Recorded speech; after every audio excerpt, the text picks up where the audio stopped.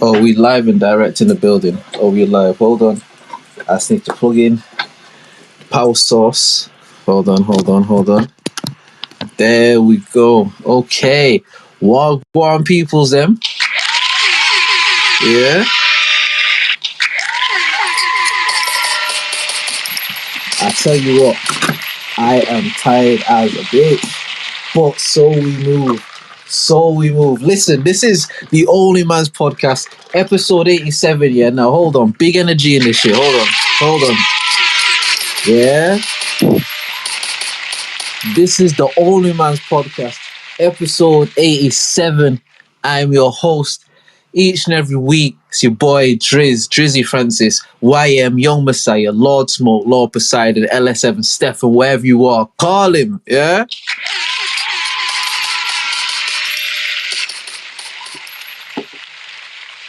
And again this week, unfortunately, I'm not joined by my co-host Will, you know what I mean? But we're sending big love to Will.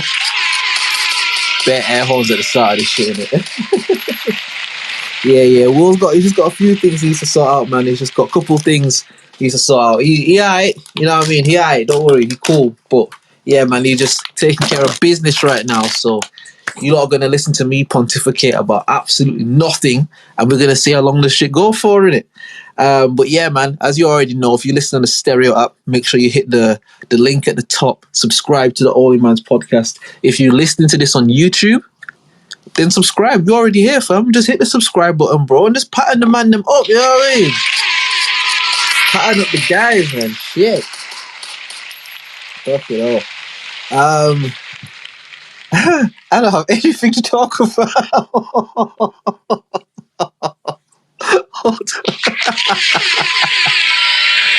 I don't have anything to talk about all. Literally, I've just come back from I've been working like the whole day in it, so I've been up since like what 6, 7, something around there. That on about. Got back indoors maybe like an hour and a half, 2 hours ago. You know what I mean? Had a bit of food, sorted out a couple of things and that. So I am shattered and battered, bro. You know what I mean? But we here, man. You know what I mean? If it was up to me, I would have just taken the pod off. You get me? I would have just chilled. I would have done that, and you know what I mean? Just zoomed out. It's not up to me. It's up to y'all. It's up to the people that listen each and every week, man. So yeah, now big up to you lot. Big up to you lot. Okay, what am I gonna start with? Oh yeah, remind you, obviously, because I'm doing the thing solo, there are gonna be little spaces where I've got to like write notes and shit in it, because you know what I mean, when you got like another co-host might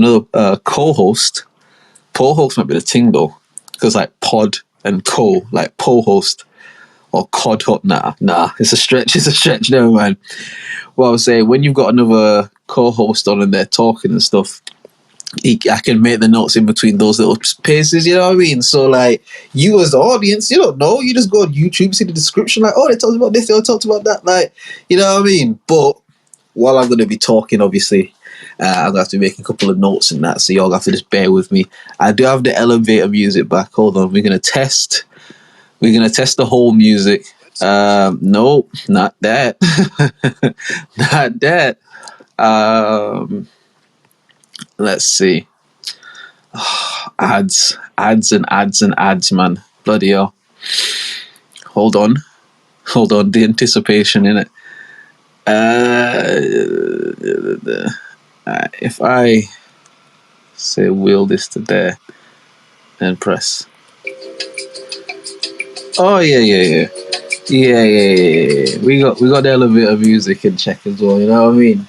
Alright, shit, man. So if I need to pause some shit, if I gotta go run and do some shit real quick, you know what I mean, you're gonna be kept entertained. You know what I'm gonna do at some point, yeah? What I do wanna do, whether it's me or Will or however we do it, I wanna get some like proper theme music and shit for the show. I wanna have like a proper intro song, like a jingle, like a TV show, my nigga, like a proper jingle and that. I want like whole music and like, cause the only thing with doing like this stuff is obviously like copyright and you know how all that shit works. But if we get some original pieces of music, original little sounds together, that could be litty as a titty. You know what I mean? But nah, where am I gonna start today? There was a story over the last couple of weeks that I thought was quite interesting, and it was about basically, was it in Ecuador? I think it was Ecuador. Basically, it was a dude who was in a custody battle for his daughter, in it. And the laws in this country, I believe it's Ecuador. I'm in the process of checking it now, but I believe it's Ecuador. But he's in a back and forth custody battle for his daughter with his wife, and in the laws in this place. Yeah. Wait, hold on.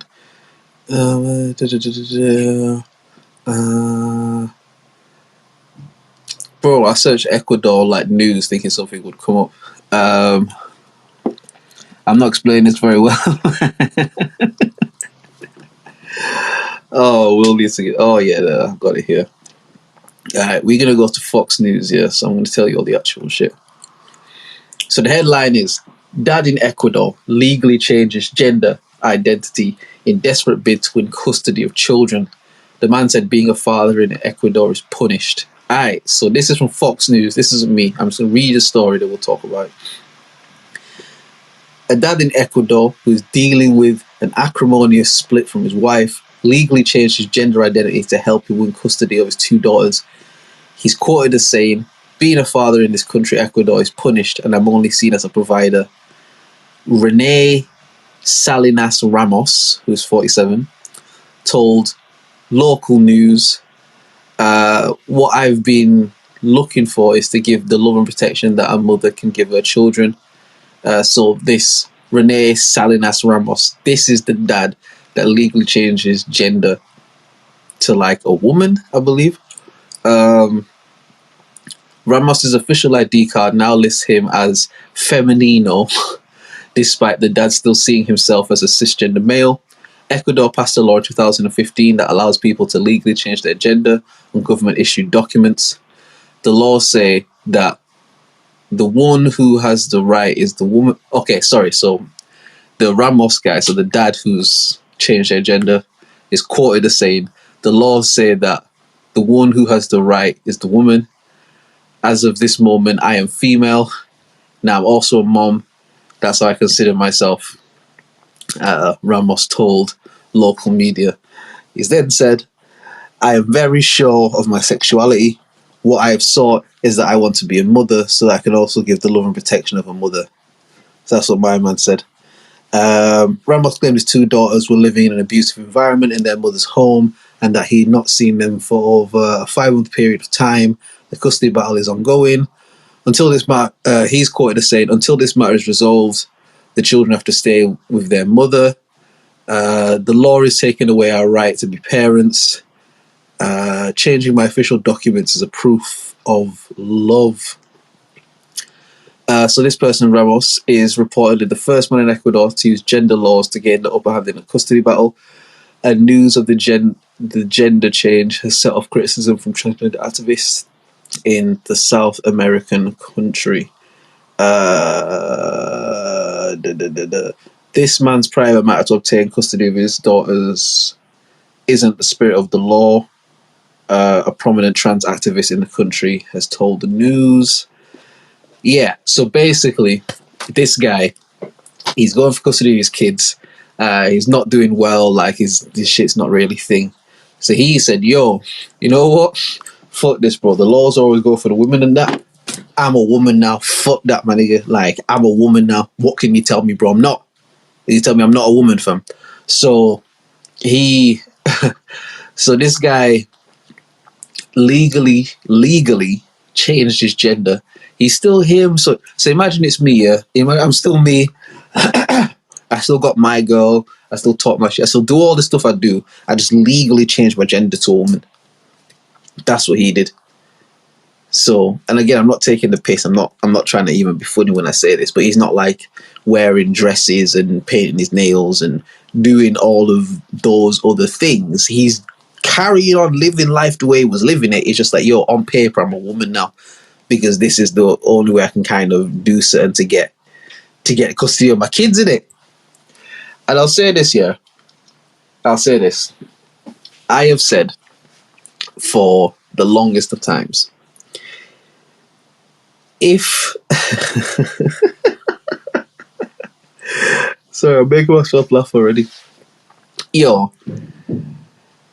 if you like, see, we have to be like a troll. Like, all right, but my thought was this: yeah, if you ever get jammed up in some shit, you know what I mean? Like, if you ever get jammed up in some mad thing, bro, just come out as gay, my nigga. Fuck it, bro. Just come out as trans or come out as certain, blood. Just come out as certain, bro. And you good, you Gucci, my G. Listen, Bruce Jenner, yeah, Bruce Jenner. I'm not talking about Caitlyn Jenner at this moment in time. I'm talking about Bruce Jenner before any transitions, before any announcements, before any Caitlyn. I'm talking about Bruce Jenner, yeah. This motherfucker killed somebody in a car accident. And let me not say he killed her, but as a result of negligent driving, somebody died in a car accident. He was in one car, or Bruce Jenner was in the one car, and the other person was in another car, bro. He was going through court with all this shit. He was, you know what I mean? They had to do all their court shit, you know what I mean? He might be found guilty of negligent driving, all that sort of stuff. In the middle of the trial, bro, this nigga just like, yo, I'm a woman, fam. Fuck that. My nigga, yo, don't call me Bruce. I'm not Bruce, bitch. I'm Caitlyn. Do you get what I mean? I'm Caitlyn, bro. I don't know who the fuck Bruce is from. I don't know who that nigga is, bro. But I am Caitlyn, dog. Do you know what I mean? And Caitlyn went on to have a wonderful life, a wonderful career, never faced no criminal action for that shit. That shit just went the fuck away. I don't know if the family got paid up. I don't know what happened, but that shit was in the news. Oh shit, Bruce Jenner in a car accident, like whatever the fuck. The next day, bro, Caitlyn Jenner. And you didn't hear nothing else about that shit, bro. Listen, Tory Lanez had any sense, bro, he would come out as trans right now. Fuck that, bro. These niggas playing with you and shit. Hit the trans button, fam. You know how, like, the world leaders have, like, the big red button, like, when they release, like, the nuclear missiles and shit. Like, bro, you gotta have a... come out as transgender in case of emergency glass. Only break in case of emergency. Come out as transgender button. Like, listen, if Tory wanted to flip this whole shit on its head, bro, this nigga just come out as trans, bro. Come out as trans, yeah, and but rep it like a gang, though. Like, throw up the gang signs and all that. Like, rep it. Do you get what I mean? Rep it. And then after like a year, 2 years, be like, you know what? I don't actually believe that I'm that. I believe I was going through a period and, you know, the whole thing that happened, it just made me question everything. And I thought, you know what I mean? Just some PR shit that you can do and then just go back to like being not trans. Do you know what I mean? Because the way that a lot of this construct is set up now, it's set up in a way where like, if someone comes to you, you know, they say if your kid comes to you and tells you they're gay, or your kid comes to you and tells you they're trans, or they're this or they're that, you know, you're not supposed to just shut them down and dismiss them. You're supposed to listen, and you're supposed to, you know what I mean? There's parents that take their young kids, bro, their kids with underdeveloped brains and minds and thoughts and concepts, yeah, to go get hormone and, you know what I mean, sexual or gender reassignment procedures and stuff like that. People taking their kids to do that. I remember there was this one story where basically like a kid, again, a younger kid, so this isn't a kid over the age of 18, this is like a kid in full custody of like their parents and shit. But they, at a younger age, basically said to their parents, I think the kid was born like a boy, a male. I don't know what the fuck you were supposed to call that shit no more. Like born with a penis, a guy, male, heterosexual, whatever the fuck you want to call it. And basically as a young person said like, I feel like I'm born in the wrong body. I feel like I'm supposed to be a girl. So the parents went out and, you know, got all the hormone replacement therapy and the gender reassignment stuff and went through the whole process of doing that. The youth obviously went past 18, got older and shit. The youth turned around and said, my nigga, I ain't no fucking girl, bro. Not only did the youth turn around and say, I'm not no fucking girl, but the youth was like, yo, I'm taking legal action against my parents, bro. Because how the fuck can you? How the fuck do you, as a parent, allow me to go through all of this, and I'm a kid telling you some shit?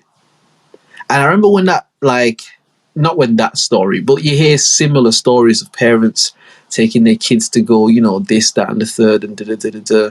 Again, you don't ever want to call no particular names because it sounds like you sending shots. But even like the basketballer Dwayne Wade and the actress Gabrielle Union, like even their kid, or you know, it's one of their kid or whatever, but like has come out as like either a girl who's now a boy or a boy who's a girl. Like I can't remember, but just I remember when all this stuff first started happening, and my whole thing again, it wasn't like fuck the gays, like it wasn't nothing stupid like that. It was like whoever somebody feels like they are, that's okay, and there is space for understanding and open-mindedness and, you know, love and all this sort of shit, right? But at the same time, like, this is a kid that you're dealing with, meaning the law says that you can't drive until you get to a certain age, because it would be a very a lack of judgment. It would be very poor, I guess, management, parenting, governing, whatever you want to call it. It'll be very unwise to allow a child who hasn't fully developed cognitively to get behind the wheel of this giant machine that is capable of causing terrible havoc. It would be irresponsible. I was saying all them words. Irresponsible was the word I was looking for. It'd be very irresponsible to allow that to happen, right? In the same way, there are laws that protect children against like sexual acts and shit like that, where it is illegal for a person over the age of 18 in the UK to have sex with a person under the age of 18. I believe the age of giving consent is 16. But if you're 18 fucking a 16-year-old and the 16-year-old reports that shit, or the parents report that shit or something, like, you in some shit, bro. Like, I know these things happen, but I'm saying, like, if that gets reported, like, yo, they fucking with my underage daughter, someone's gonna, you know what I mean? And the reason for that is because we cannot expect for children who are limited in their development, who are only have but a small nugget of information and life experience that they have, to be able to be fully cognizant and coherent and fully aware of what it means to be sexually active. Which is why this is terrible. Like, this ain't no laughing matter, but in places like Taiwan and Thailand and all these places and all over the world, not just there, but you know what I mean, where they have like these fucking nasty, disgusting people that have like these sex child rings and shit like that. And I can't remember, I think it was the guy that did To Catch a Predator. I can't remember that pussy name. And he's not a pussy, shout out to him. But I can't remember his name. But my man, in fact, we'll find that nigga name. It's a great thing about the internet, isn't it? To Catch a Predator. What your name, bro? IMDb. See, again, that's the only thing with this. See, when I'm in the middle of talking, I'm talking about something, I go look something up. If I'm just in the room by myself, then it's cool. But when you're recording some shit, there's just these big spaces of silence. Chris Hansen is that pussy name. Yeah. I remember, I think it was Chris Hansen did a documentary on like, I said like child exploitation, like in these parts of the world where, you know what I mean, there are fucking nasty adult people that go over there and, you know, pay whatever money and whatever and basically get to do nasty shit with kids. And the whole thing when he's obviously exploring this and trying to like unearth this and expose it and shut it down and shit, like he's obviously, from what I remember, it's like he has an opportunity to speak to some of the kids and he don't put the kids in the shit. He's just saying like, we had a chance to sit down with the children and speak to them and da. And what he sort of got an understanding of is like kids that are sold into like fucking sexual slavery. I can't, you know what? Having a name like the OnlyMans podcast is wild to be talking about this kind of shit. But from what he was explaining, it's like the kids are taught that it's almost like a game. Like it's like a game that you play. They're like almost manipulated or coerced into just thinking like, you know how kids play Tig or hide and seek or fucking whatever. It's like a game that you play. And it's just like, ugh, this shit is so gross, man. This shit is so gross. Do you get what I mean? And back to the original point, all of that is to say, I understand that the alphabet mafia have a lot of staying power, a large say. They can, you know, push and persuade society and general consensus and the status quo and stuff. And however you feel about that, it is what it is, you know. And because of the inequalities and the injustices done to that community, there's almost like a massive overcorrection that's going on right now, where as a parent, you could potentially be judged in a negative way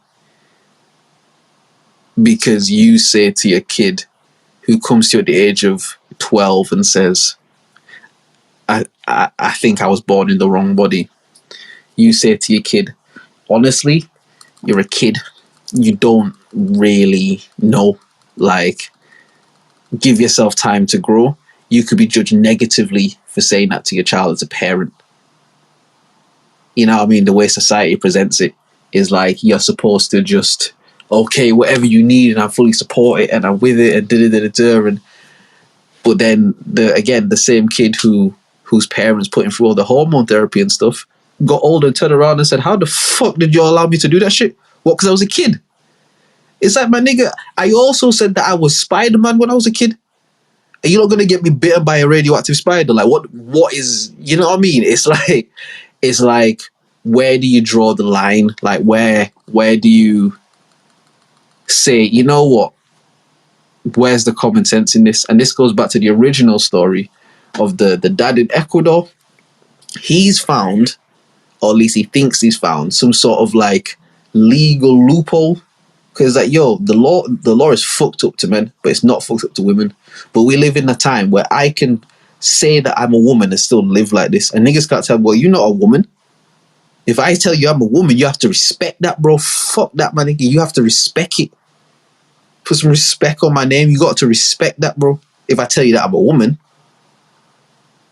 Because that's the time that we live in now. If whatever someone identifies as, bro, like, you can't tell them, nah, you not that. Again, we spoke about this many pods ago, but the teacher who lost her job because she refused to,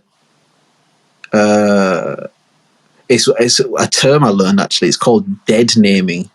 I didn't know that was a thing before, but it's essentially, dead naming is like, I'm Drizzy here, and if I decide that, or I wake up one day and actually, you know what, like, I'm a woman, like, I've been lying this whole time, like, I'm in the wrong, but whatever. If I legally change my gender and reassign and change my name to Drizzita, let's say, and then you see me and you call me Drizz, that's dead naming me. Like, you're calling me by my dead name. You're calling me by the name I had as my old self, but I'm my new self now. And you can get in trouble for that shit. The teacher, bro, the teacher dead named the kid. Because she's calling this kid fucking, oh, what's his kid's name? Kevin. She's calling this kid like, yo, Kevin. And the kid's saying like, nah, I'm not Kevin, bro. Like, I'm a cat. I'm not, don't call me no Kevin, bro. I'm not Kevin, fam. But the kid being serious. And the teacher obviously like, Kevin, are you a dickhead? Like, you Kevin, my nigga, you not a cat. Are you an arsehole, Kevin? Do you know what I mean? And the teacher lost her job. You know what I mean? So it's like, we live in this polarized times of like extremes where you can't tell anybody that they're not what they think they are or what they want to identify as. And again, I remember we said this like many pods ago, and someone posed the question like, well, where does it stop? Where does it? And what I realized about that is that it doesn't, because the floodgates are open now. Because once you allow any of it, you have to allow all of it. Because if one thing is wrong, then all of it's wrong. And that's fucked, yeah. Because I don't have any problem with anyone's sexual orientation or what they identify as. Or I've got no issue with that. If you're gay, if you're lesbian, if you're bi, if you're straight, if you pan, whatever you may be, you trans, whatever your thing is, my thing is like, if you're doing something in your journey of who you are and for your own self-betterment, how can anyone ever knock that? Like, I'm not against that. Do you get what I mean? The reason, first, I'll make another point in a sec, but firstly, the reason why it's the floodgates are open is because once upon a time, it was against the law to be gay. Let me say that again. Once upon a time, in America, in Britain, in, a lot of these sort of larger territories and stuff, it was against the law to be gay. Like, you could be arrested and sent to jail, and you probably would get killed behind some sort of hate crime. The same way that it was against the law for black people to go into certain things and do certain shit, like it was written into law. And what happened was, we move on in time, people get more educated, the world evolves, and people realize like, rah, bro, there's a lot of gay people in the world. A lot of people that's gay, bro. Like, we can't just keep allowing this fucked up shit to happen to gay people, innit? I say nothing. You know what? Cool. Legalize gay marriage. Like, cool. You know what? We see y'all. We get it. We know you lot have been fucked with. So you know what? Yeah, man. Go gay, lesbian. Like, run it. Do you get what I mean? Everyone like, yeah. One sec.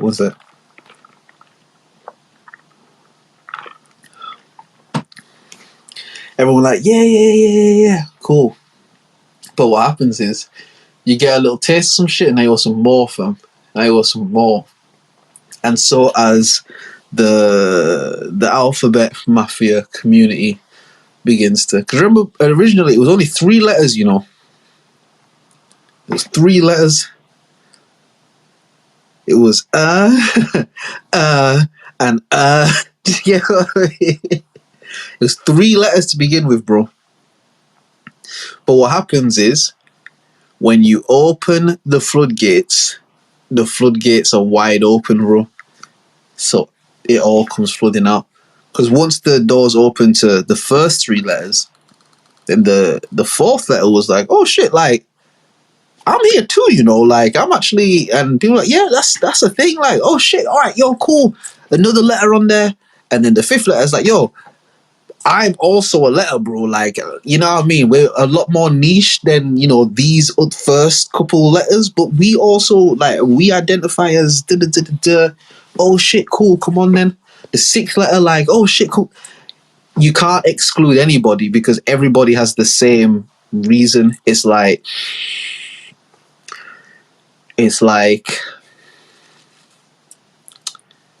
if there's like an exam, right? There's like an exam that you're taking, and everybody has the cheat sheet. Everybody got the cheat sheet beforehand. Everybody's got the exact answers. It's 20 questions, and everybody has the cheat sheet to the exact answers. And there's a way where you can look at the cheat sheet while you're taking the exam, but you won't get caught for it. But you can look at it. As long as everybody gives those same answers, everybody passes the test, because the answers are what the answers are. And if I give the right ones, now in an actual school situation, they will look at that and be like, there's no fucking way that all of these kids answered all of these questions the same way. There's no way that this is like a genuine thing. No, there's something fishy going on here, because this doesn't happen. But in terms of the alphabet mafia, if their whole thing is like if for any of the letters, we're a marginalized group, we've been mistreated, underrepresented, there are biased laws against us, society looks at us a certain way, our families, friends deal with us a certain way, and we want the right to be able to just be who we are and be free and stuff like that. If every letter has that reason, if you get down to the 27th letter, I don't know if there are 27 letters, but fuck it. If you get down to the last letter and it says that, you can't then be like, you know what, that's not a good enough reason.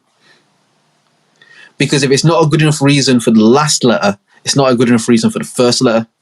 But by this point, it's already, the floodgates are open. So there's no stopping this. There's no stopping this. And it'll be very interesting to see how the law interprets some of these things. Because even back to the dad in Ecuador, even if my man is doing this as a loophole to get his kids, like some sort of weird legal loophole and shit, the law can't tell him, bro, you trying to pull one on us, you don't really feel like a woman. You can't tell that nigga that. You can't tell that woman that, bro. You can't say like, nah, bro, you capping, you just trying to win the trial. You can't do that. Because this is like a new kind of thing where for a lot of law there's like precedent and shit in it. There's like things happened before that we can judge this on. You know what I mean? We in a time with this shit where this is new territory, this is new shit. Do you get what I mean? Like, this nigga changed his sex, bro. Like, same nigga, same shit he doing, you know what I mean? But he just like, yo, on paper, I'm a woman now. And that nigga did that to book the system to get like custody of his kids. And again, it's a dangerous precedent. Let me not say dangerous. But it's a peculiar one because the law can't ever write law in regard to your civil liberties. No, that's not true. Let me try to say this again. The law can't write laws that pertain to how you feel as a sovereign entity unto yourself. Meaning, if you're a man and you're like, yo, actually, I feel like I'm born in the wrong body, I feel like I'm a woman, there's no law that can tell you that you don't feel that way, or that you like, you know what I mean? Now, there are a lot of like Saudi and Dubai and them things there. There's laws that say like, bro, you can't run that shit here. My nigga, the World Cup was in Qatar, bro. And you see all these people from these European people for their alphabet mafia shit trying to get all their shit off in Qatar. And they tell like, listen, you pussy niggas can't come in here, bro. I don't care what you niggas are doing over in them white countries, bro. Like, that's cool and shit, innit? But we don't play none of that shit around here. The Qataris were like, bro, we don't play that shit around here. You know what I mean? Bro. In fact, hold on. Hold music for y'all. So the first round of hold music, I'm going to make some notes. I'm going to get my shit together and we'll be right back with y'all, yeah.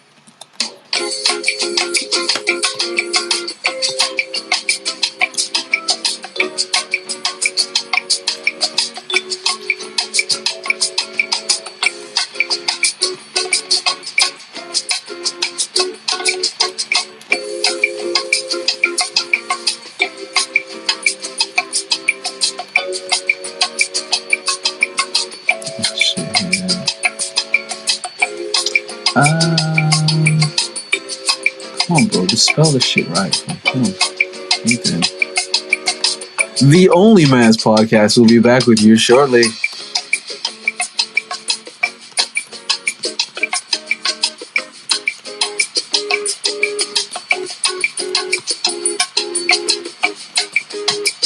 Thank you for listening to the OnlyMans podcast. The OnlyMans podcast. We'll be back right after these short breaks. Should have said like commercials. We ain't got no commercials. Ain't got no commercials.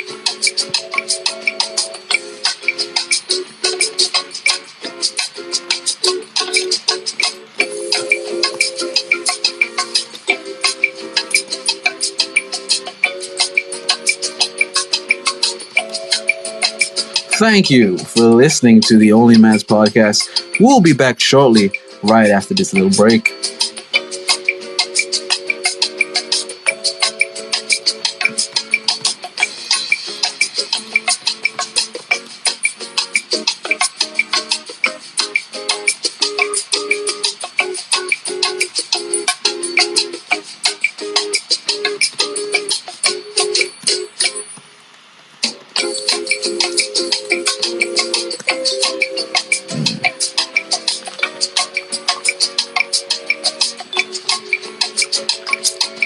This is a long ass break, innit? Fuck it off. Nigga, I'm doing it solo, bro. Tell Will sort his shit out, bro. We won't have to do this.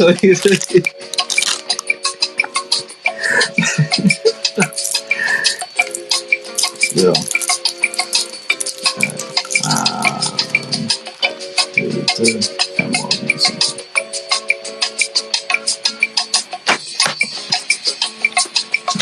But just spilled the whole tea on the floor.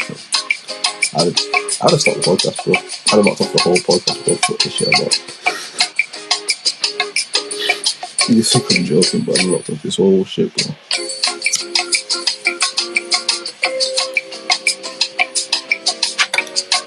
I do like this one. I do like this one, though, innit?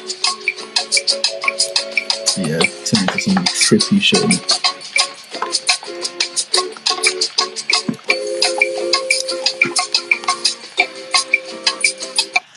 All right. We back in it. Hold on. We back.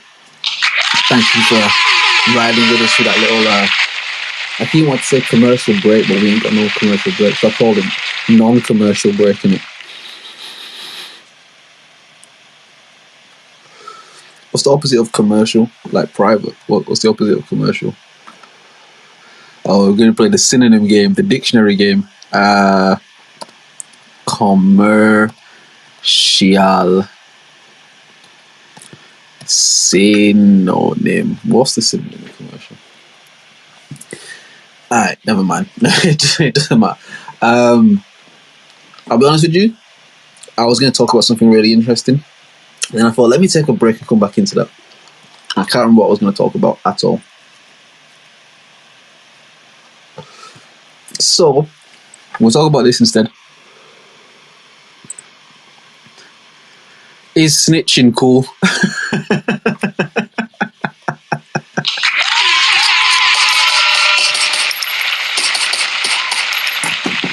Now, I do think it's important to differentiate what I mean by snitching, because I think the word snitching has been gentrified like many other words, and it's kind of become this thing where it's just like if you do any kind of telling, you're a snitch. When really, snitching speaks to if me and you are in a something and you get caught or I get caught, and then I tell on you to kind of get myself out of it, that's snitching. Or if you do something and you got away with it, and I fastly go tell, not because you did something to me or whatever, it's just I know you did this and you didn't really do anything against me, but I know you did this and I'm just going to tell that you did this. That's snitching.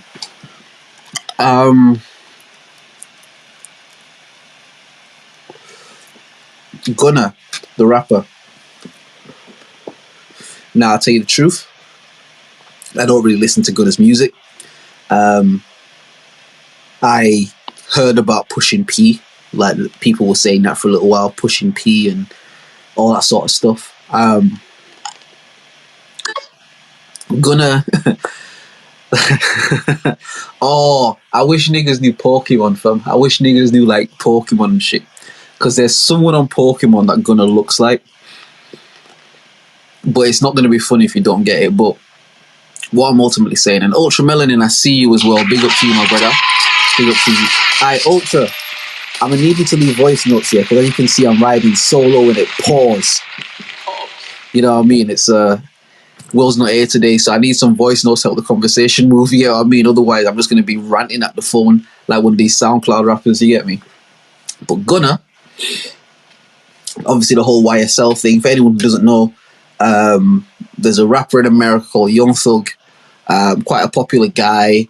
Wore a dress on his album cover, got a lot of stick for kind of like, you know, he was early in the scene of like being a quote unquote gangster rapper. Or not even gangster rapper, like just a popular rapper, but he would wear like women's clothes and wear dresses and paint his nails and stuff like that. But his whole thing is like, nigga, I'm a gangster and a killer, and we will kill niggas. Like, yeah, I got a stick right under this dress, bro. I got the Glock right under this dress, you know what I mean? To kill it, you know what I mean? That was his whole shtick. But he has a label called YSL, and there are a few rappers signed to it. There's Gunna, obviously. I'll be honest with you, I don't even really know who else is signed to it, because again, I don't listen to none of these niggas. Like, I don't listen to these niggas like that. But basically, YSL got caught in a RICO case. For anyone who doesn't know what a RICO case is, it stands for racketeering, intimidation, like criminal organization, or racketeering something criminal organization. Hold on, we're gonna go to the Googles. RICO, not ricochet. RICO meaning racketeering, influenced, and corrupt organizations. That's what it is. I thought it was criminal organization, but it's corrupt. And what that basically speaks to is the RICO law, or the RICO Act, as they call it in America, is what they essentially use to bring the mafia down. You know, like the Godfather and all that sort of shit. Like what that was based on, the actual mob, the mafia. They used the RICO law to bring them down. And what it basically states is that if we can find a way to link you directly to any person who's committed an act in the name of some sort of common goal or common association, we can hold you as liable for that. So meaning the reason they had to do this is because the way the laws were set up before, the mob bosses were so insulated, like a call would go down for somebody to get murked, but it goes through so many channels of communication. In real life, you can never prove that it goes back to the head of the ship. And so they created this law to basically state like, yo, we need to find a way to get these insulated guys. And we have, like, and all it is like, once I can link you to anything, whether it's money going in or out of accounts to certain things, like whether it's business associations, personal associate, once I can link you to some sort of criminal enterprise and prove it, you could potentially be held liable in the same way. It falls under similar charges, like a conspiracy charge, which is like the same sort of thing. Whereas if you had any kind of part in the conspiring of this criminal act, whether you pulled the trigger, whether you was the getaway man, whether you paid the money, whether you introduced these two people who went on to do it, like if you are any way involved in this shit, you in this conspiracy case, bro. So YSL, Young Thug's label, they were hit with a RICO charge by the state of Atlanta. They looking to put Young Thug under the jail. He's recognized as like the head of this criminal organization. And they've been offering the most dick-headed, retarded plea deals to other people in the gang to essentially get them to testify in some way, case or shape or form against Young Thug. There was one nigga who was offered 30 years probation. Now, for anyone who's not familiar with any sort of like law-breaking type of shit, which is good, I guess, like in the UK, that would like be the equivalent of being on house arrest for 30 years. or being on tag for 30 years. Like, that shit would just never happen, bro. Like, no judge is ever going to do that because that it's not designed for that. But what they're basically telling these guys is like, yo, you can go home as long as you tell against this guy. Gunna was caught up in the Rico case. He was locked up for a few months.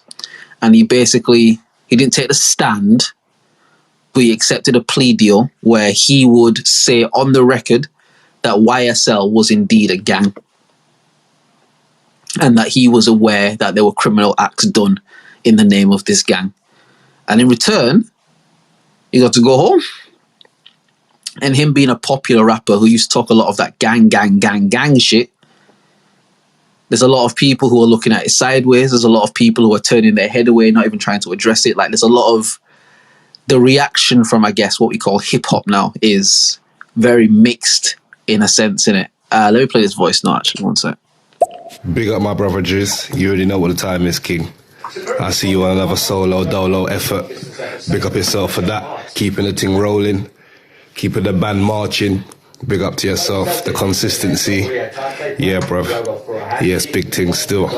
But hey, what though? Where's the co-pilot? What happened to the co-pilot? Him crash? Where him there?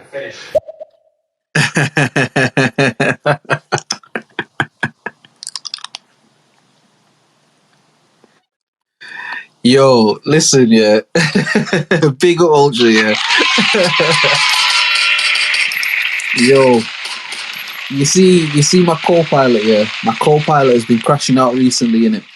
And metaphorically speaking, of course.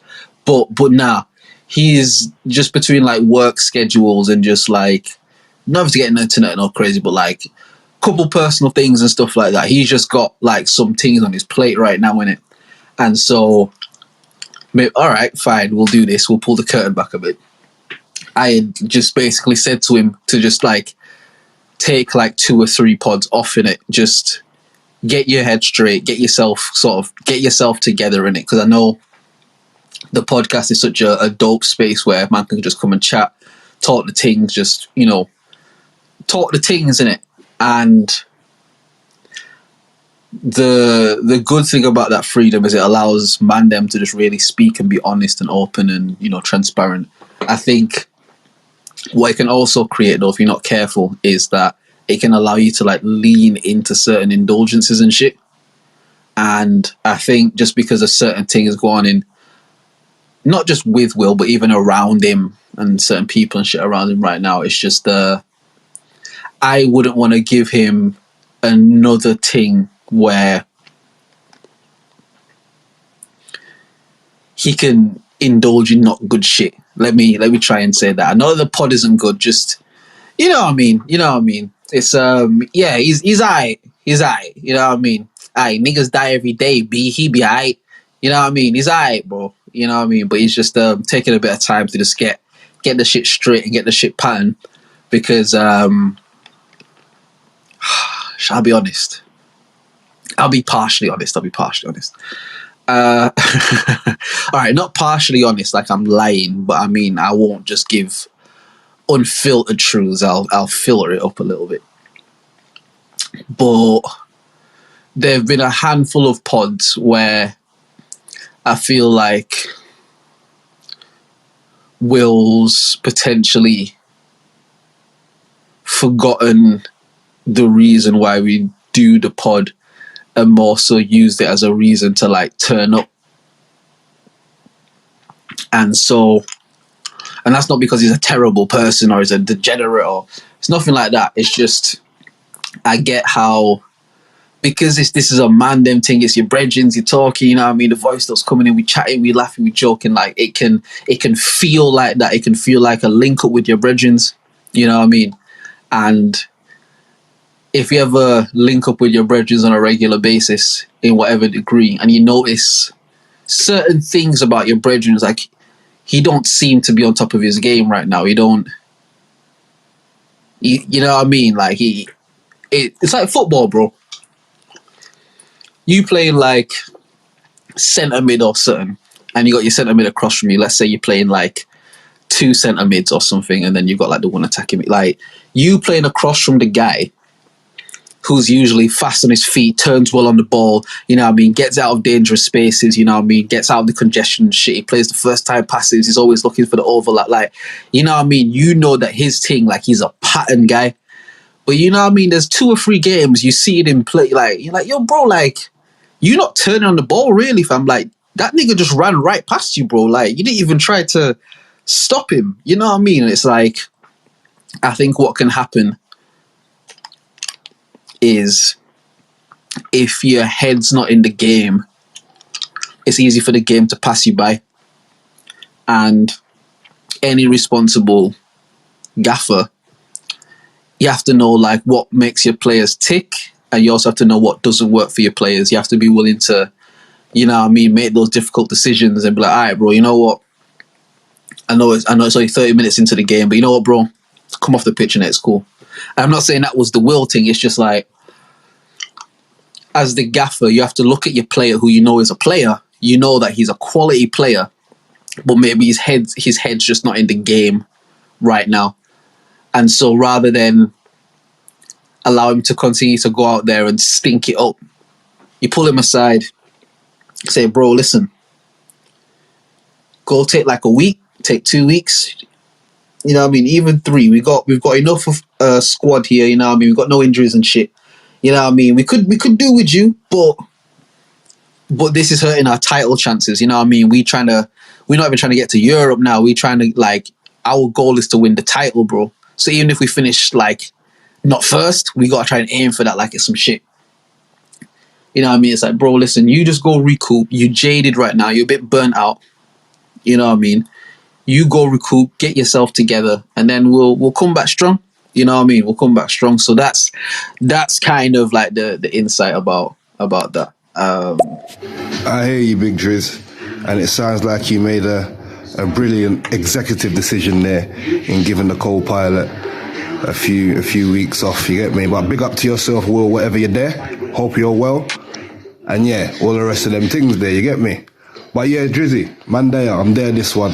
I said I've got in and I'm up. Usually when I get in and I tune in, I concat King. So it makes it kind of difficult to interact. But this evening I'm up and ready to indulge and interact. So yeah.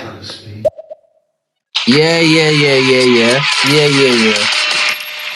That's what I'm talking about, Ultra. That's what I'm talking about, broski.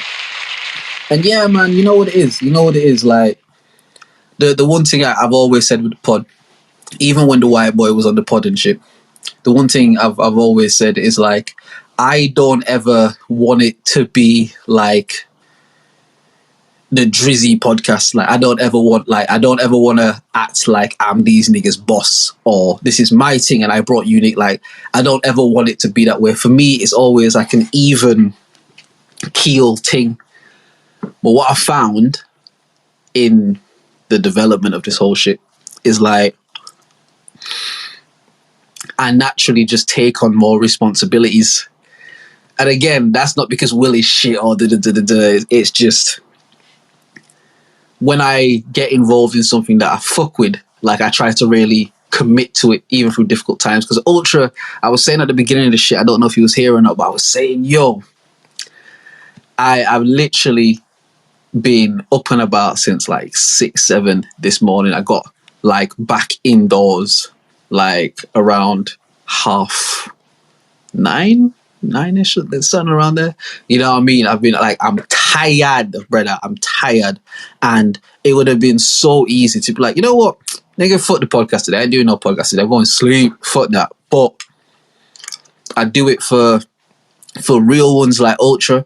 You know what I mean? I do it for the brothers who even tapped in like last week and shit as well, who were like, yo, you know what? I was just on here, man, and just looking for interesting conversation. I came across his stuff, and then I looked on your YouTube and like all the stuff you guys talk about. You lot, so like, I do it for the people who could be doing anything in the world. Ultra, you know what I mean? He said usually conk out, like, and you get that, man, because he's his own man. He do his own thing. Do you know what I mean? He got his own responsibilities. So it's like anyone who makes the time to just listen to a nigga talk about shit, like, I appreciate the fuck out of that. And we supposed to be our brother's keeper, right? If I see that my brother's not quite being his best self in some way, shape, or asset, it's like, bro, do what you need to do. You know what I mean? Get yourself together and that. And I'm gonna hold this shit down. You know what I mean? I'm gonna hold this shit down the best way that I can. You know what I mean? So that's what we did, man. That's what we doing. That's what we doing. And yeah, we there, man. We there. Fucking hell. I can't remember what I was talking about before. You know what I think it's time for? I think it is time for another non-commercial break. We'll be right back after this.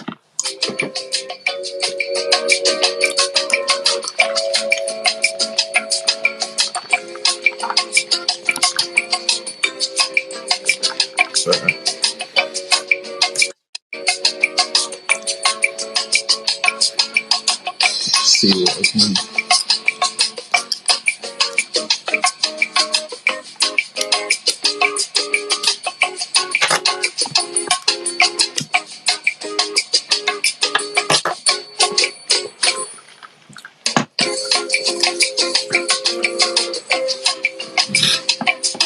The OnlyMans podcast will be back shortly. I'm telling you, nigga. I'm gonna get the actual vocal cuts of that and I'm gonna put it on some shit, bro. So I gotta take a break in that. Man, nigga, I'm telling you, bro. I'm telling you.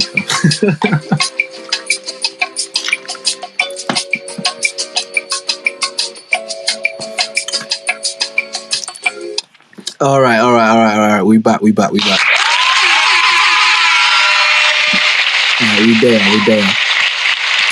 I forgot what I was talking about, but I remembered again. We was talking about Gunna and snitching and shit. So we play this thing from Ultra. You was talking about Young Thug and the Rico case, brother. Yeah. I'm one of them man there that look like Pikachu taking the plea bargain or the plea deal. Yo, fam, if I could, I wish niggas knew Pokemon, yeah, because I'm ting like that. Like I like fucking, you know, like them dickhead youths that like played Pokemon Go and like was running in the street and shit. Like I was one of them dickhead youths, bro. You know what I mean? Like, but I was a grown man, nigga. Like I like Pokemon, I like Yu-Gi-Oh, Dragon Ball Z. You know what I mean? Like all them things there, bro. Like them anime sort of shits. I fuck with them, innit? I got fucking the Pokemon game on my phone and shit. I play that shit like you know what I mean? Like I fuck with that shit. But nah, there's this one trainer, bro. And he literally looked like Gunna, bro. I don't want to diss Gunna because I don't know that nigga. I got no reason to diss him, yeah. But he like a fat nigga. But like, he looked like he walked through a hip hop catalog in the 2000s, like with these dumb glasses and these fucking dumb chains and these dumb tight outfits. But you're fat nigga. Like he looked like Gunna, my nigga. Like, but anyway, yeah. Back to these, man. In fact, hold on. Go back to Ultra one second. Yo, Drizzy, let me just quickly comment on this elevator music thing, yeah? When I was on the plantation last week and I tuned in via YouTube, one of the shows, and I heard the elevator music, I was cracking up. I first thought it was you actually live, real time, dealing with the sound overs, you get me? But now I see that it's not, obviously, and them type of things there. But big up for that, man. Yeah, I like all them things. Yo, you know what it is, Ultra, yeah? Listen, like I said, obviously, because I've, you know what I mean, said to my guy, like, take some time and shit. There's, you know what I mean, there's behind the scenes shit that goes on when there's two people on the pod. So say there's one nigga talking and shit, I can sort of, you know, I can make some notes, I can get some stuff together, I need to check some, you know what I mean? You can do shit while someone's talking. But when it's just you, bro, you can't really do that, do you know what I mean? Like, because if I stop talking, like, look, I'm going to stop talking, yeah? The whole thing stops, blood. Like the whole thing stops if I stop talking. Do you get what I mean? So it's like, I'm a creative nigga, bro. You know me, fam. Like, so I'm like, yo, I gotta find a way to make this like make sense because I'm not gonna be able to just talk the whole time. There are gonna be times I'm gonna need to do certain shit or type up certain shit or look at certain shit or whatever.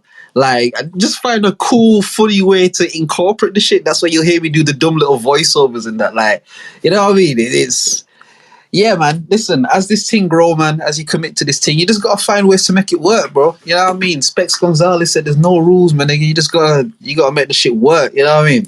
Anyway, I'm digressing again. Young Thug, Gunna, YSL the label, the gang, caught up in a RICO charge. Thug is facing big years. Like, they trying to put that nigga under the jailhouse. Like free all the dons on the wing. Well, free all the dons that should be freed. Let me say that. Some of you niggas need to stay behind the wing. But all the dons that should be free them. But they trying to put Young Thug underneath the jailhouse, innit? So they offering like a lot of the core conspiracies, other people in the gang, other people they've been able to tie into this RICO. They offering them these dickhead like plea agreements where it's basically like, yo, you can go home today, brother. Yeah, you got 30 years probation, you got 25 years probation, 40 years probation. Like, yeah, but you can go home today, bro. But you need to, like, we're going to ask you a question. You got to answer it this way. Or you've got to sign a seal affidavit confirming this statement. Or you got to take the stand and we're going to ask you certain shit and you got to answer it like this. You get me? And a lot of the guys, they've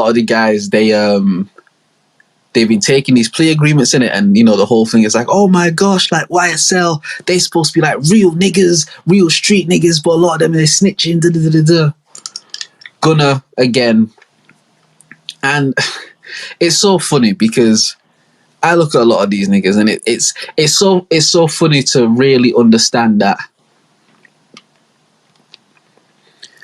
the masses, the general consensus and shit, they really think that a lot of these niggas is who they say they are. They really think that a lot of these man who shout gang gang on tracks and got videos with hoodies and this and that, they really think that these niggas are these people in real life. Like, they every day they that. Do you know what I mean? And someone like Gunna, who I don't know like from a can of paint, but someone like that who I remember one of my tracks, this is like 2016, 2017. I got a bar that says something to the effect of, if these men all say they real, but Bobby Schmurder's the only one that's locked up, then who's really real? That's not the actual bar, but that's like the effect of the shit. And it's like, all of these niggas say that they shoot niggas and they kill niggas and fuck the ops and fuck the police and slide on your whole block and, you know, all this shit. And niggas claim they the realest of the real and all that sort of shit. But you man are all free citizens. You man are just walking around freely, not evading the law, not evading the police, not wanted criminals, like not wanted for any of these crimes that you claim you do. Like, you man are just walking around, performing, doing shows, taking Instagram pictures and shooting music videos. Like, you man are like free beings, innit? Like, but Bobby Schmurder came out, and y'all remember that shit.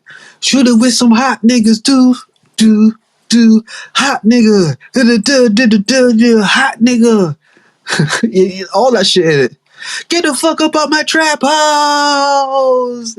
All of that shit, and them man that were doing all that shit in it. But what we learned about them is that they were really doing those things. The shit that niggas just saying they raps, the shit that niggas just saying bars and stuff, like slide on your block and we running these drugs and last week we shot at this nigga and all this sort of shit, yeah.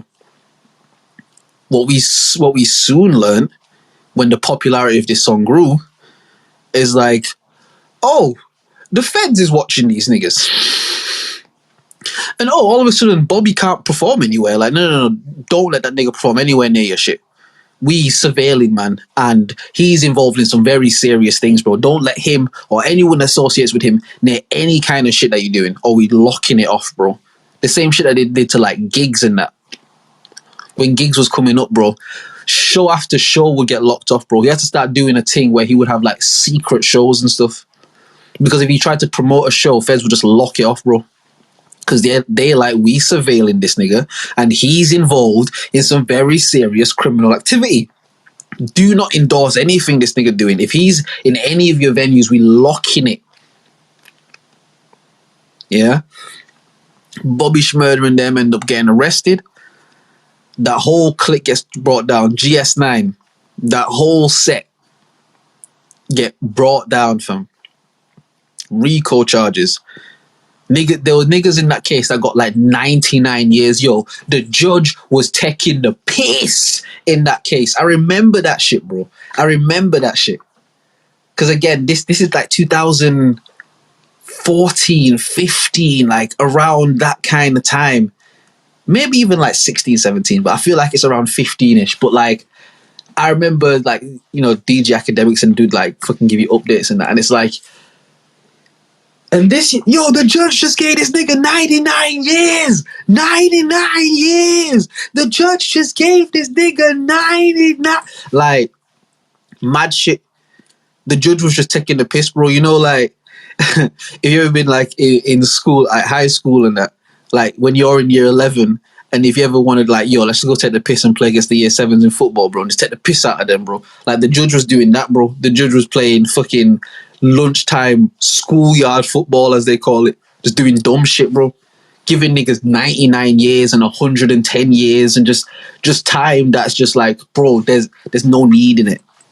But I think Bobby and Rowdy Rebel, I think that's his name, they got roughly between like, you know what, this might be what, 2022, yeah, 2015-ish, because Bobby got like around 7 years or so and Rowdy got either a bit more or a bit less, whatever. Like the whole point of me saying that, yeah, is to say how when niggas who was really doing the shit that people say in their raps, when they was doing that in real life and the shit's getting popular and shit, the law came after them, bro. In this Young Thug thing, yeah, when it first got announced that they would be in charge of the shit, the DA of the state, who seems like she's got a hard on for this whole set, who seems like she wants to bring down this whole shit to just set pace on niggas, just to let niggas know I'm the DA, I'm the sheriff in town, nigga.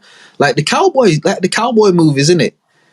You know what I mean? When the new sheriff, when Clint Eastwood come in and he's the new sheriff in town and there's this outlaw who's been fucking with this little town for so long and he's the sheriff who's going to come in and bring law and order by any means necessary. Nigga, I'll kill you if I got to kill you, nigga.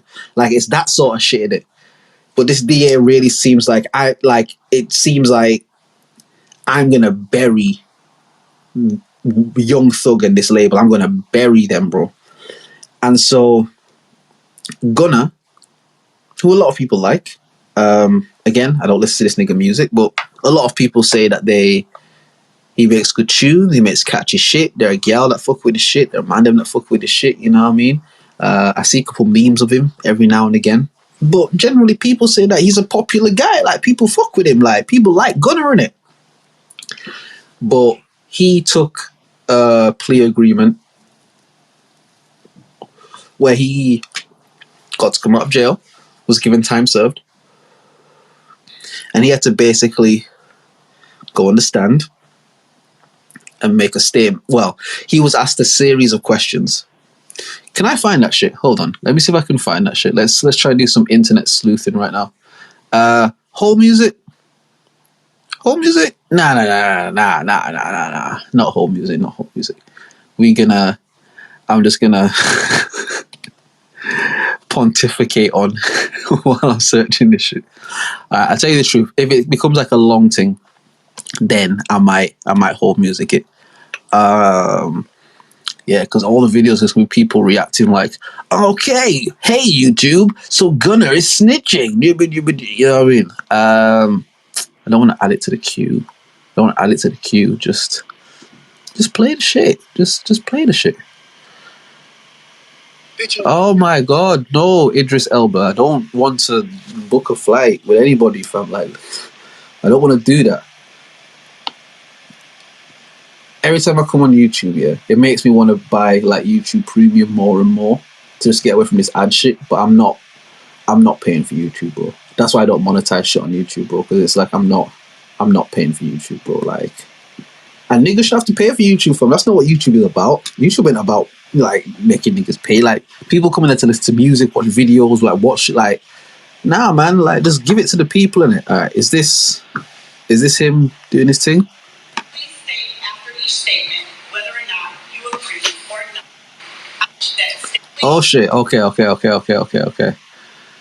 it's quiet though. It's quiet, so we have to try and listen to it. So this is Gunna in court, I believe. Wait, hold on. Let me check this, because people have said he gave them all they needed. Give me some. Okay. All right. I'm gonna play. I haven't even listened to this shit. We're gonna listen to this shit together. Yeah. Hold on. Say after each statement whether or not you agree or acknowledge that the statements are true. Okay. Yes, ma'am. I became affiliated with YSL around 2016. Is that true as it pertains to you, Mr. Kitchens? Yes, ma'am. YSL is a music label and a gang, and you have personal knowledge that members or associates of YSL have committed crimes in furtherance of the gang. Yes, ma'am. You were present when law enforcement officers stopped the vehicle in which you were present along with Jeffrey Williams, wherein hydrocodone, methamphetamines, and a firearm were recovered. These items did not belong to you. Yes, ma'am. And do you acknowledge the following statement? I recognize, accept, and deeply regret that my talent and music indirectly furthered YSL the gang to the detriment of my community. YSL as a gang must end. Is that your statement or acknowledgement? Yes. Alright, I don't want to listen to this nigga react to it. Alright. So that's what it was, yeah? So the question I posed to y'all, Ultra, the question I posed to you, anyone listening out there, the question I pose, is that snitching? I'm going to let you all sit with that for a second. And what a better way to sit with it than with the whole music.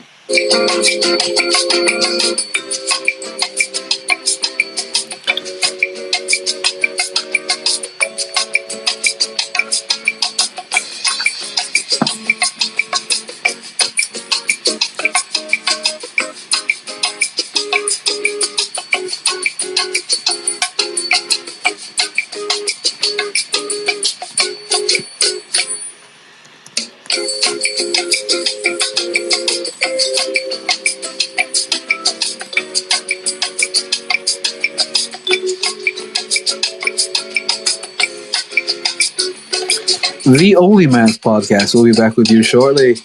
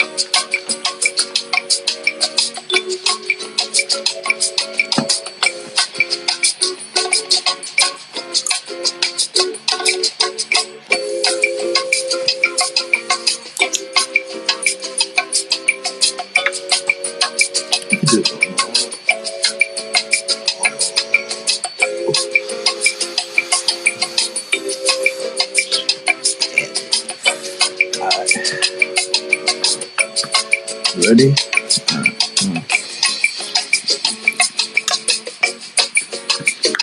All right. We back.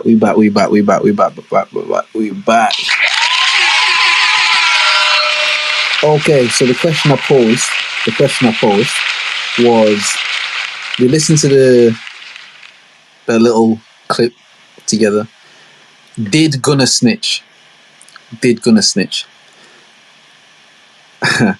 There's been a lot of internet commentary about it.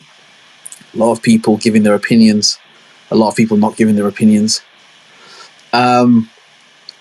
If I'm being completely honest, I don't give a fuck in the slightest.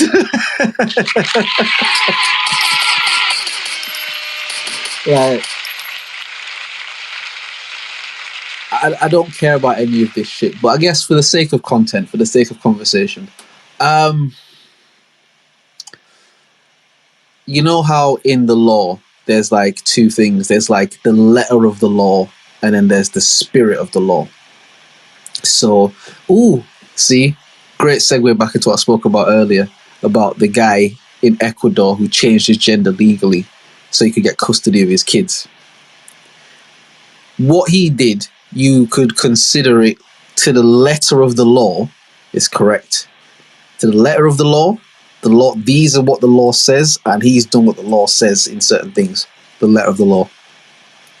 You could argue the spirit of the law, he's going against the spirit of the law. That's what they would term it as. Like, he's not really done it for righteous reasons. He's done it to manipulate shit.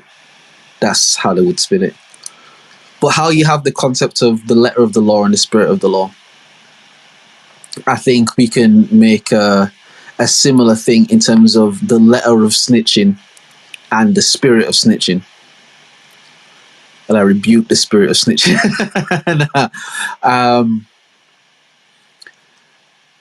When you speak about in terms of the letter of snitching, he didn't snitch.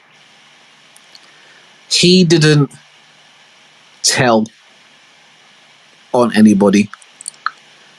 He made an agreement that he would be asked certain questions and that he would need to answer those questions in these particular ways. Now, does that agreement mean that the answers that he gives are able to essentially tie Young Thug to bigger things and implicate him in bigger things? Of course it does. But to the letter of snitching, he didn't tell. He just said, yes, ma'am. Bare times. Yes, ma'am. Yes, ma'am. Yes, ma'am. He didn't tell. He didn't go, miss, yo, this is what this guy did. Miss. Young Thug just just caught a body on somebody, you know, like kids in the playground and shit. Miss. Like, oh, I'm telling. Like, he didn't do that. But the spirit of snitching, the nigga told, fam. Like, yeah, like it's not rocket science. Like, in the spirit of snitching, like, yeah, like you agreed to answer certain statements in a court of law in a particular way where you understood that answering it in this way would give you freedom, but essentially would implicate this guy that you call your brother. Like, you understood the terms that were at play here. You weren't caught off guard. You knew exactly what was going on and you agreed to do that. Like, yeah, like you was in some shit with a guy, and again, to try and add all the context, what we understand about Gunna, there's a video of him. He was on Crime Stoppers years ago. This is before he was like a famous rapper or anything.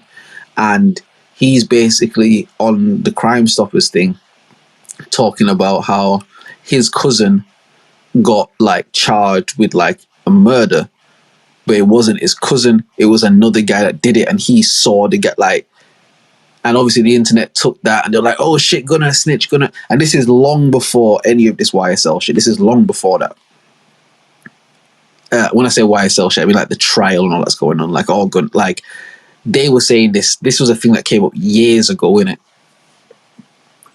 And the whole kind of justification around that they sort of gave was like, nah, he wasn't snitching because he didn't tell on the guy who did it.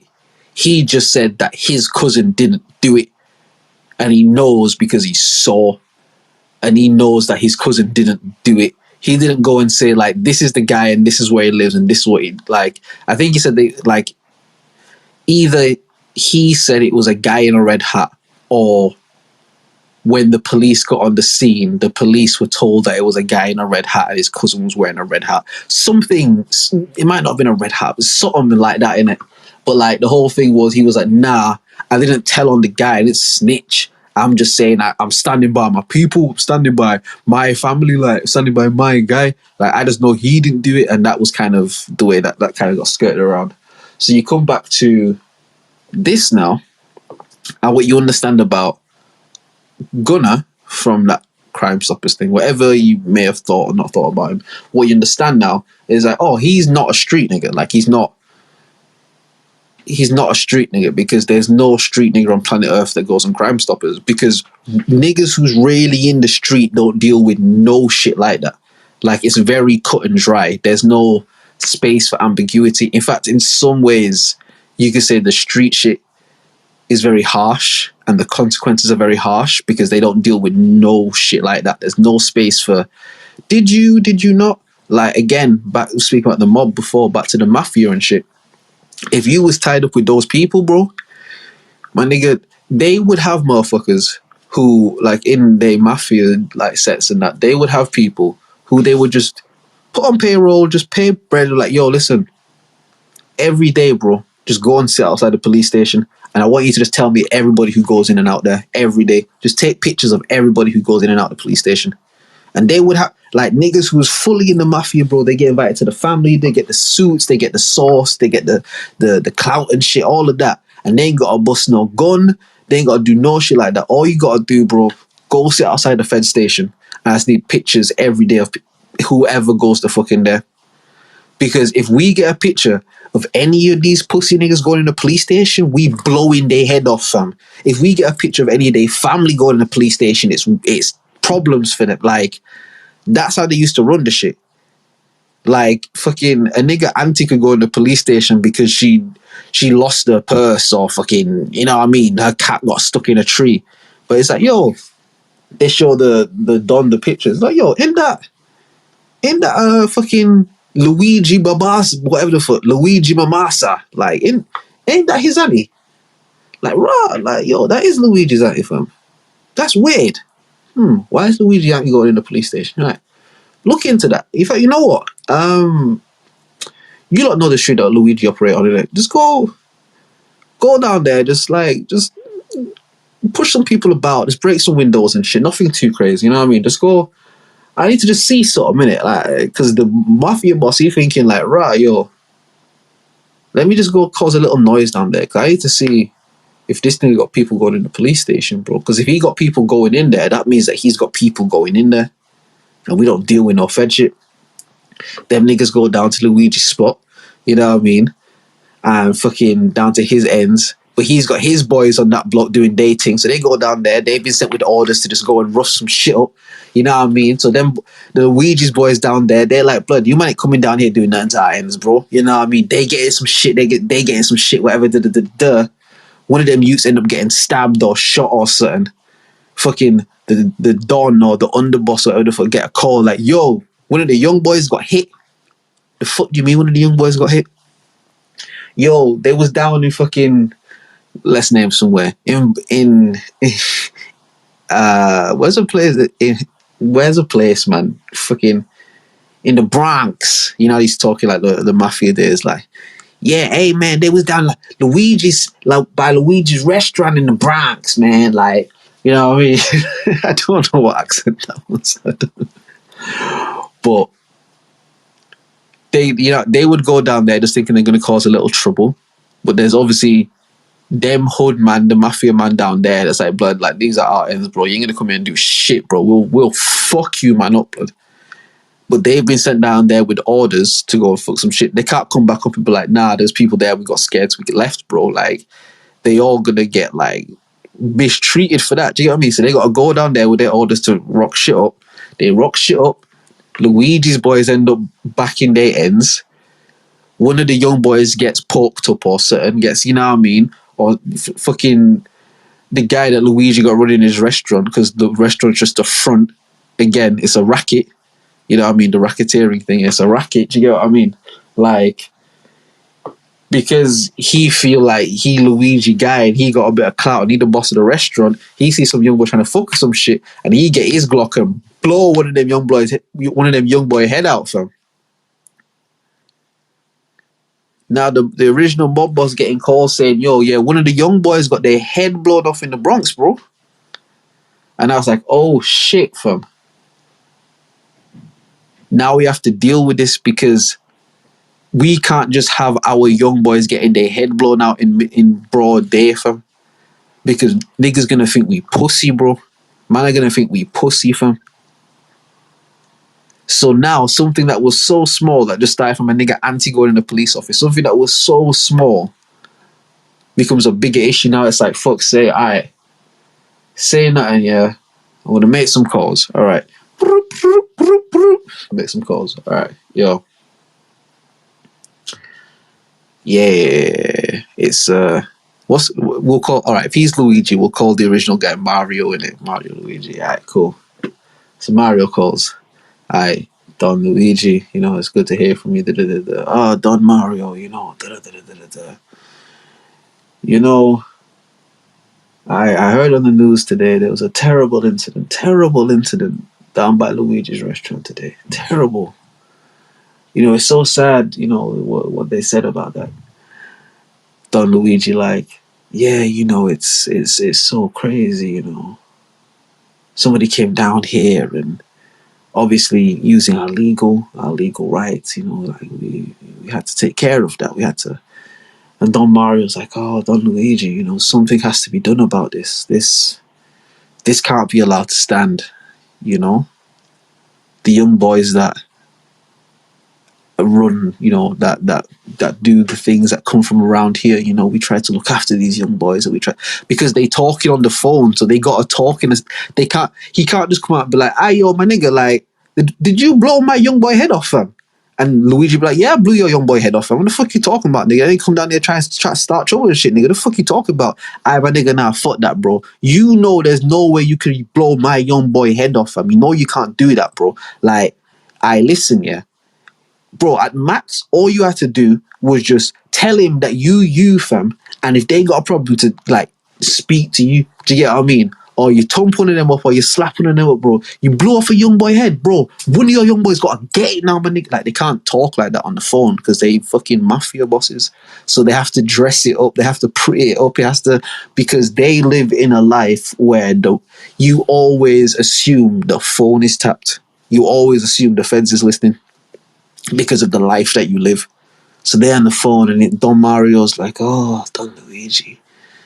Oh, this cannot be allowed to stand. You know, I understand that young boy is from the area where I have so much business and, you know, so much work, and we try to help the community. Oh, something has to be done about this. Something must be done. There has to be some justice given to this. And Don Luigi, like, oh, Don Mario, you know, I completely understand. You know, I would feel the same way about any of my young boys, you know, that work in this community where I have so much business. You know, we would feel the exact same way. And, you know, surely there is a way that potentially we can meet. We can, you know, try and figure out a way to help the families and help the communities and And that would basically be Don Luigi saying, all right, listen, yo, all right, I'm not going to talk about this on the phone, yeah? Link me in person and we'll talk about this shit. That's if you answer like that. If Don Luigi come back and he like, oh, Don Mario, you know, I understand where you're coming from, but, you know, a lot of these young boys, they're misguided. They don't understand. They feel like causing damage is a way that they can make a living. And, you know, people with honest businesses and making an honest living have the right to defend their business. And, you know, if the young boy came to start trouble and, you know, an honest worker, an honest restaurant owner, you know, had to defend his property. Like, if he come at him like that, then what he's really saying is, ayo, Don Mario, any young boy you send down there is getting his wig blown off, bro. We don't play that shit down here, man. Nigga. You got a problem, call me, nigga. Fuck that, bro. Don't send no young boys down there to start trouble. Like, niggas can start trouble with me, nigga. Fuck niggas. You know what I mean? That's really what he's saying. But all of that no snitching, all of that derives from mafia shit.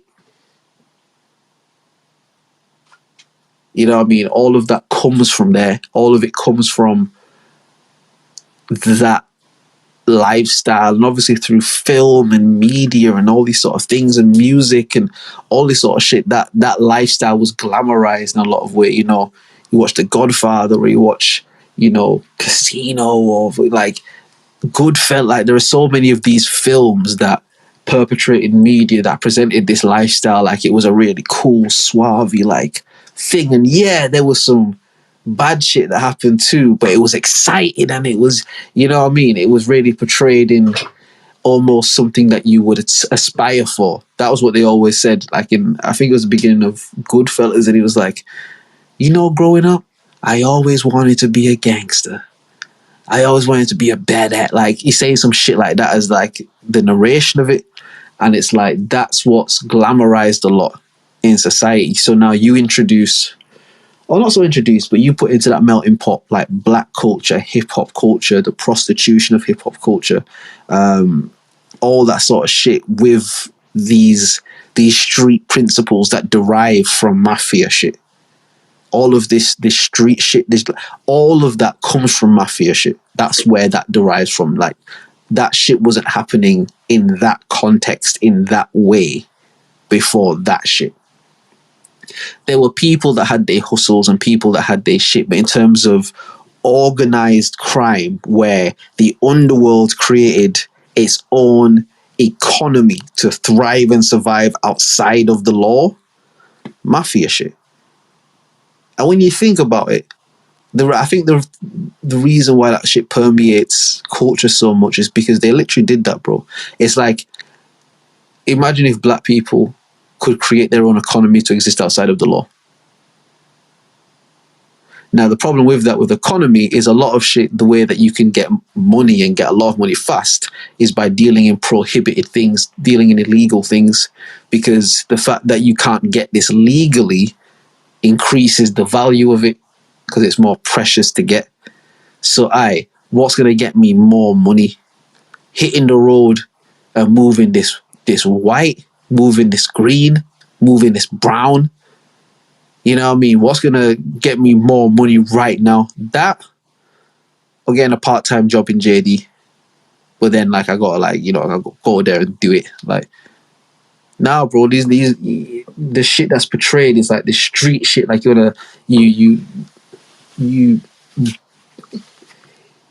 on shit in it. Like, that's how it's portrayed. And it's like, we go back to the Young Thug thing and we say, well, you know, all of these lyrics that are being used in court, all of these things we say, the imagery that's put out, the videos, the messaging, all this sort of shit. But when the shit hit the fan, who are you? And anybody who's surprised by this Gunna shit, I'm surprised that you're surprised, because it's like, that nigga's a rapper. Like, he rap, he make music, he take Instagram pictures and try to make cool little captions, and he a rapper. Like, like, what did you think? He's an entertainer. Do you get what I mean? Yo, if Mark Ruffalo, the guy that played the Hulk, if he's somewhere and some fuck shit go down and the feds bring him in and question him, you know what Mark Ruffalo's doing, bro? He telling, fam, I'm a law-abiding citizen, bro. I was in the shop, and then them niggas came in the shop with guns. One of them had a tattoo on his hand. One of them was wearing a blue jacket with white stripes. One of them had Nike trainers. Like, Mark Ruffalo's giving it up, bro, because there's no sort of cultural identity marker linked to his self-identity that tells him that doing that is wrong. In fact, it's the other way around. To him, the culture that someone like that is brought up in, I'm just using him as an example, but like someone like that is brought up in, is like, it's your duty as a citizen to help the law catch the bad guys. So if the police come and ask you some shit, you help them, and you be the most helpful that you can be. You know what I mean? But Mark Ruffalo has been in films where he portrays bad boys and gangsters, and he was the Hulk in that shit, and like, he's been in films where he does some like fucked up shit. But there's this cultural understanding that when actors are playing somebody in a film, they're not actually that person. Like, Denzel in Training Day isn't Denzel in real life. Like, the nigga he was in Training Day is not the nigga that he is in Man on Fire. Do you know what I mean? The nigga he is in The Equalizer is not the nigga that he is in Glory. Do you know what I mean? It's like, if there's a cultural understanding, like, we'll see Denzel put on these award-winning performances and stuff, but we never hold Denzel Washington, the man, the actor, to the standard of any of these characters he plays, because we understand that he's playing a character and we accept it and we cool with it because you entertain us for that period, and then we can disengage. The thing with rap, it has like a reverse dichotomy where the thing that sells now is that people need to believe that you are who you portray to be. So back to Denzel in Training Day. Imagine for the actors, if it's like the only way you could sell a film is if you, the nigga that you played in that film, if you actually him. Denzel in Training Day, yo, if Denzel is actually that nigga, bro, I will give him my money for the rest of my life. If he's actually that nigga. And you know what would happen if that began to be like how the movie industry moved? You know what's that to happen? These actors would become whatever fucking role they're given. That's a sick role. They would do it, fam. Heath Ledger died, bro. Under that Joker shit. I remember being a kid seeing that Joker shit. And this was back when I was fucking in church and shit like that. I remember being a kid seeing that Joker shit. And obviously, when The Dark Knight came out, Heath Ledger had already died, so like it was announced that he died and shit. But I remember watching this Joker shit with like one of my brethren's yards. It's like a couple guys, couple girls, like we daring it, we're watching this film. And I remember watching it thinking like, raw, bro. That was a demon that killed Heath Ledger, bro. Like that, like something took him over, bro. Because I'm watching this nigga do this shit, bro. And this is like, so, and I watch it now. I don't think it's like wild, but I remember just seeing it as a kid. And I was like, yo, the thing I said to my guy was like, Heath Ledger didn't kill himself, bro. Like the Joker killed Heath Ledger, bro. Like that's how I sort of rationalized it. But I say all of that to say that when the climate dictates that you are in your everyday 24/7 state, the person you portray yourself to be in your art form, you get RICO cases against YSL and Young Thug. Because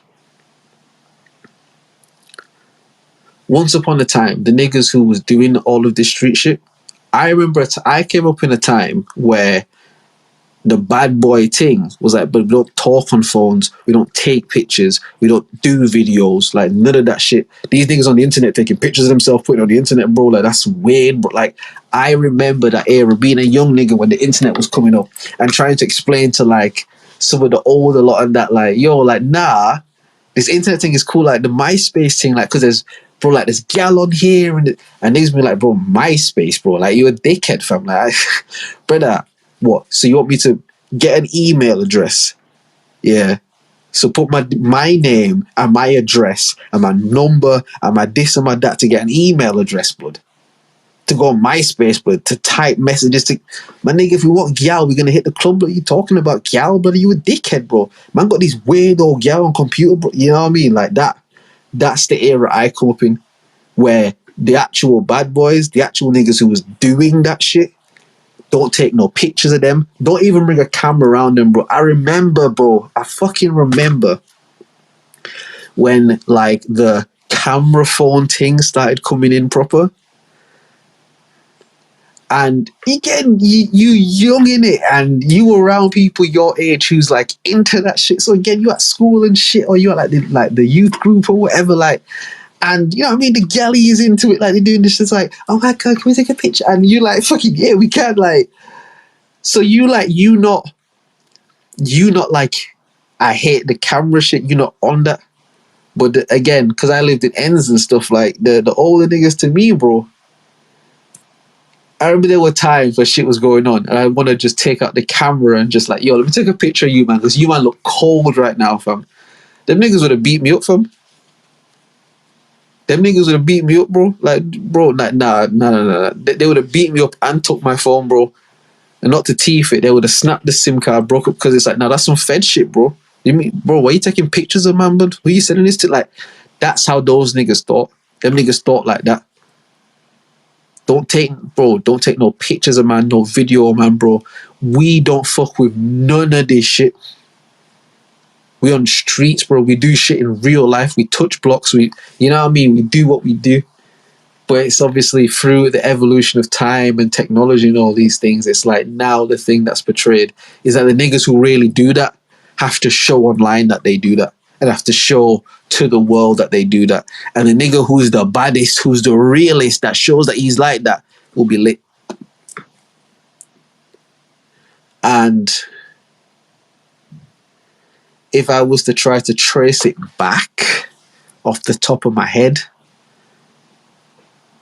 on a mass scale, I think it would probably begin with NWA. On a mass scale, I think that. And their shit, see, it's difficult though, because it was different. It was different. Alright, NWA. If I forget leaving the thing, tell me what I'm talking about. We go into whole music. One sec, we go into whole music.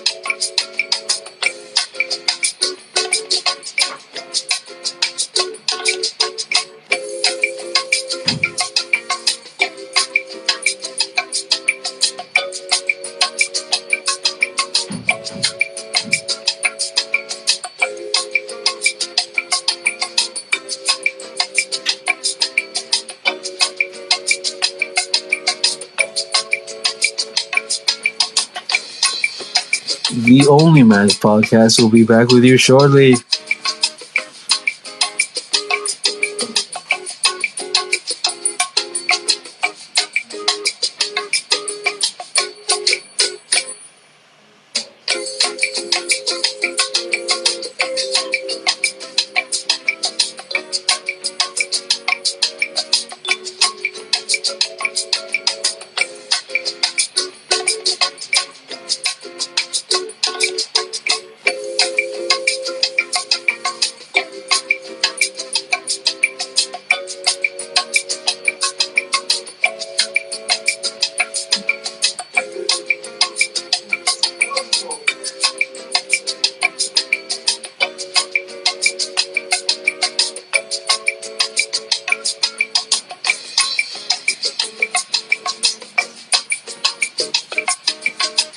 Thank you for your patience. The OnlyMans podcast will be back right after these non-commercial messages that aren't messages.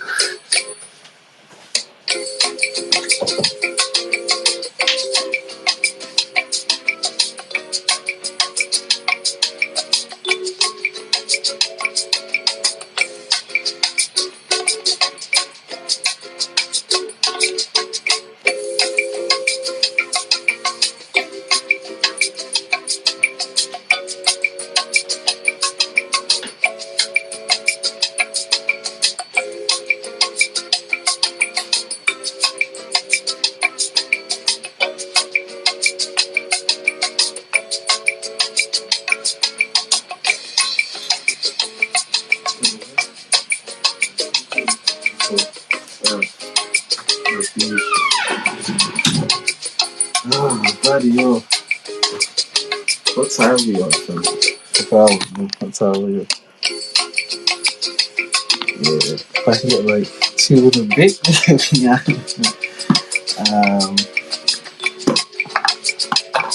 Not crazy, bro. Like that work come to the show and I just fucking, you know what I mean? I'm doing what? insane. So juice it up a little bit. But actually juice it up. Then tea's gone cold as well. It's not cold. Tea gone cold.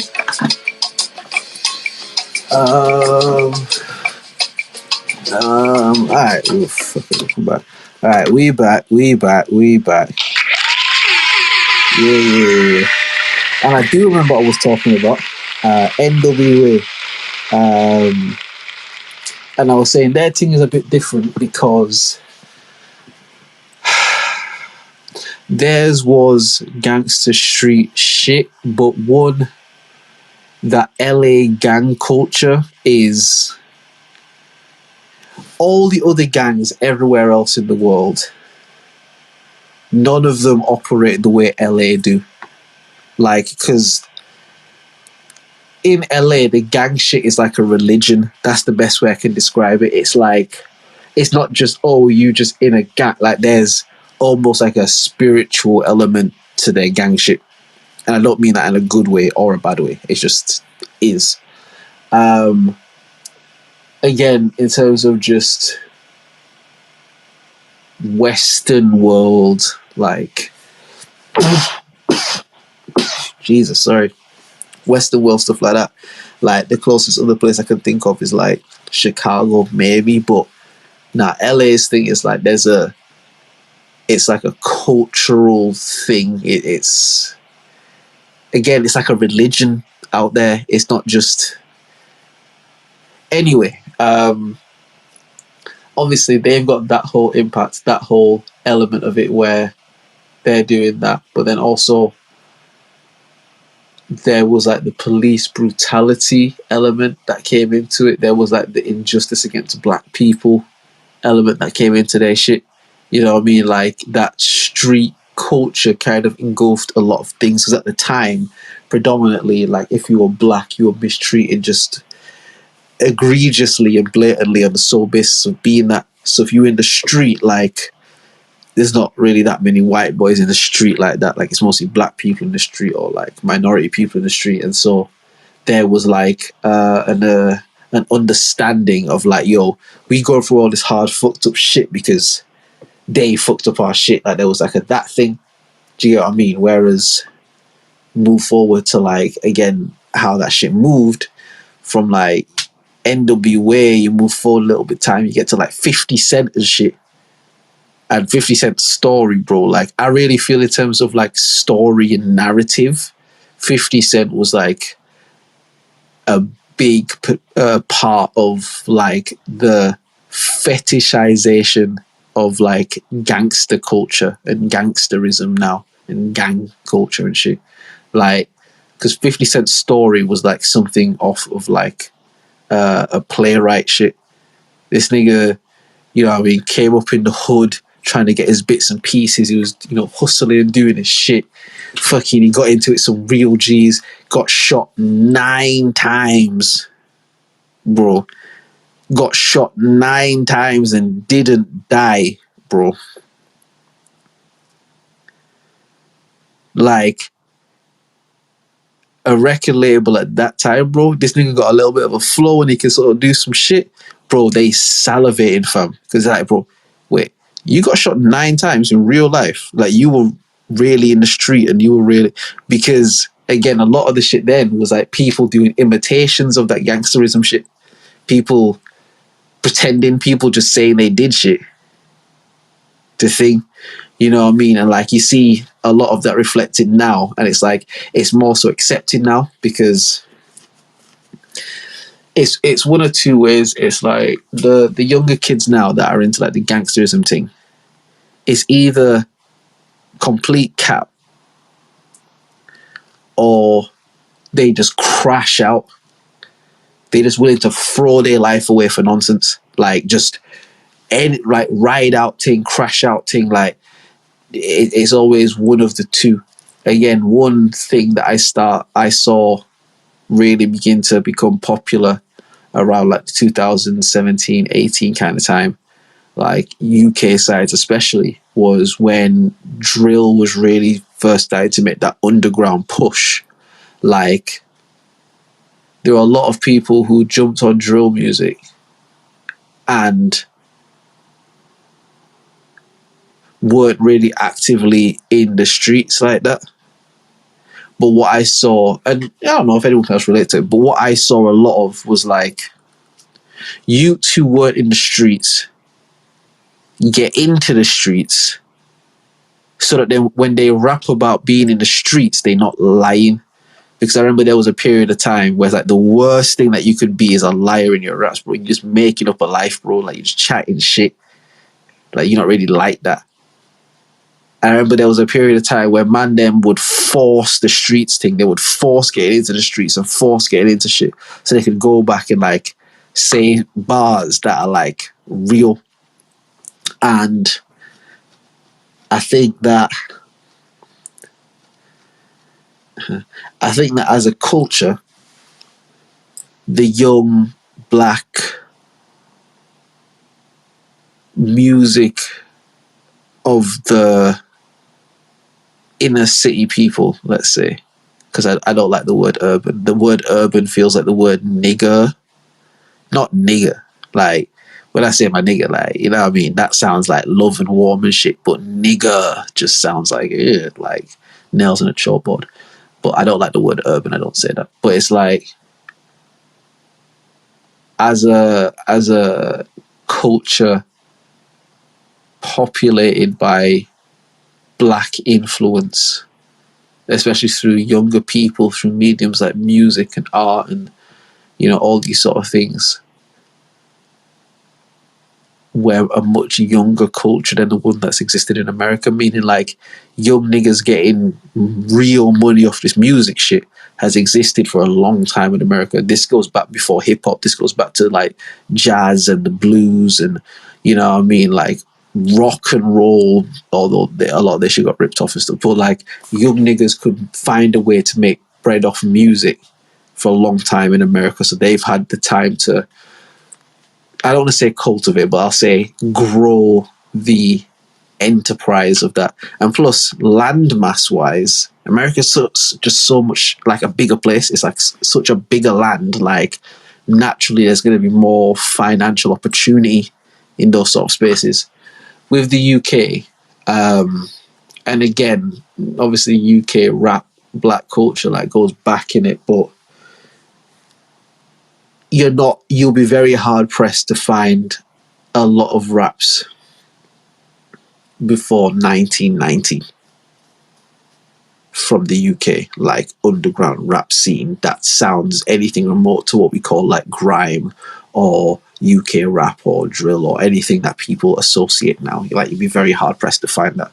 Like, again, the grime scene was always around, but it was super underground, like before the time when you could record shit on phones. Like, you had to just be there when there was certain shit going on. Like, you had to just be at that battle, and if you weren't there, then niggas would just tell you about it, and then you would go and tell niggas about it, and like, you had to just be there. This is around the time where like the Nokias first started getting the color screen phones. You could take little pictures and little videos on the Sony Ericsson Walkmans and shit. Like, when that shit started coming, you could start recording shit. Like, it became like a whole different thing. But it's a much younger culture. And so I think because of that,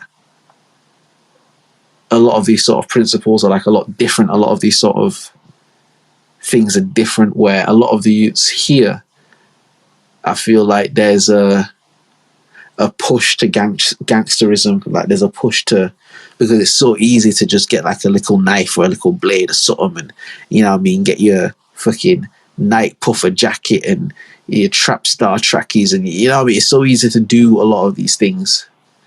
And if it's not easy, it's easy to attain, or easy to try to attain, to get an image, to get some sort of like self-worth and shit. And I think that until something comes out of the UK where young black boys, young black men aspire to be that because it's cool, because it's dope, because it's fly, and it doesn't have to be tied to any street shit. Once those sort of floodgates start opening again, like, how can I describe it? Like the man that the girl love, but the man fuck with, like,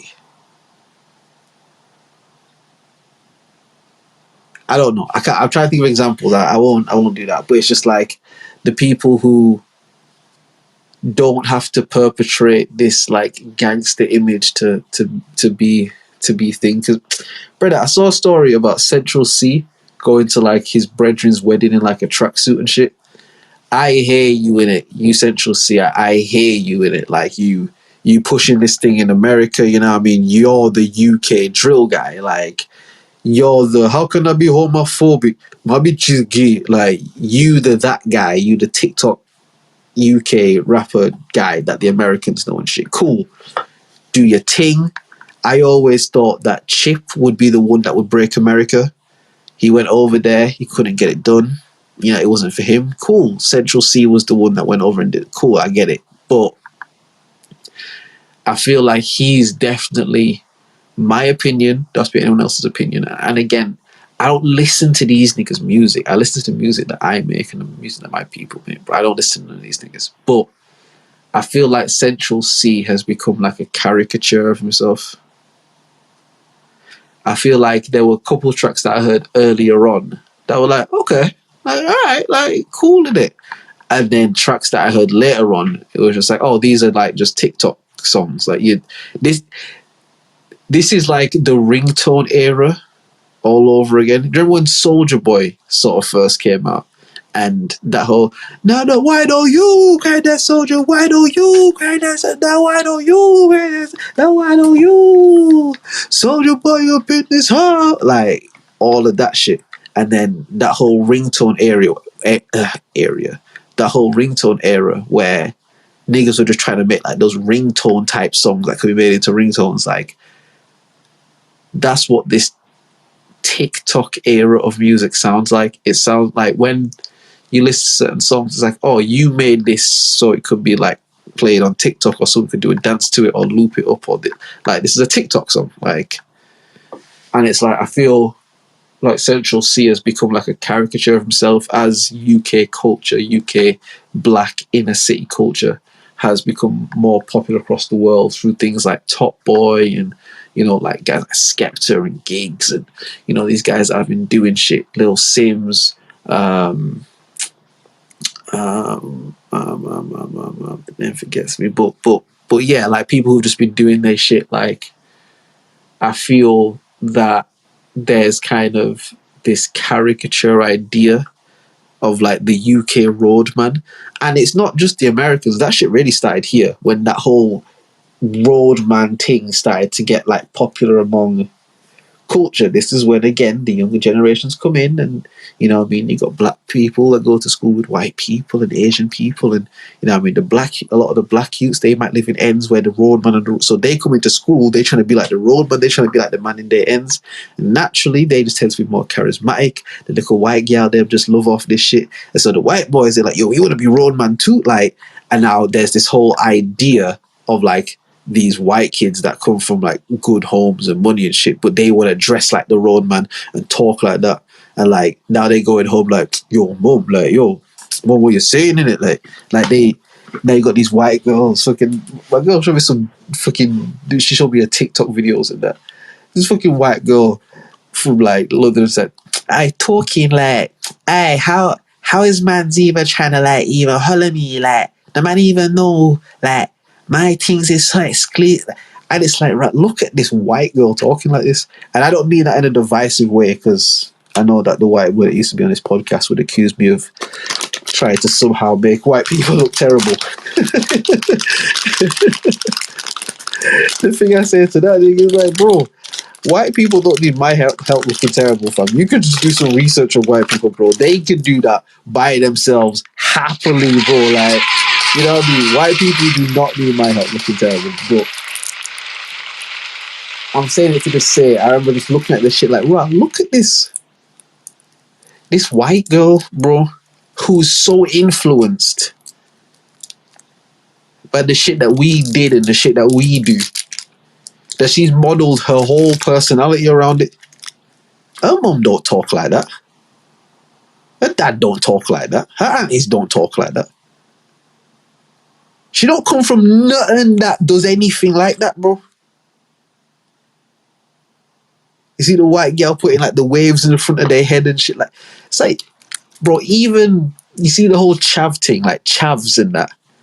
Chav was the broke white attempt of being roadman. I'm telling you something right now.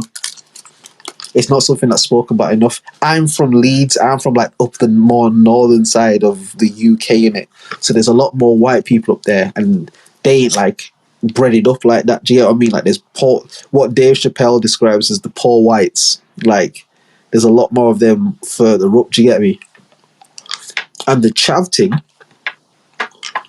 and I feel like I realized this young, but the chav thing was like, oh shit, you got the broke whites who see us doing our thing and they don't want to just beg it with us because they're like, bro, like fuck them, man.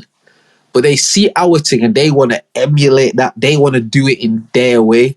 You know what I mean? And that's where that whole chav thing comes from. Like that's their attempt at doing the roadman thing.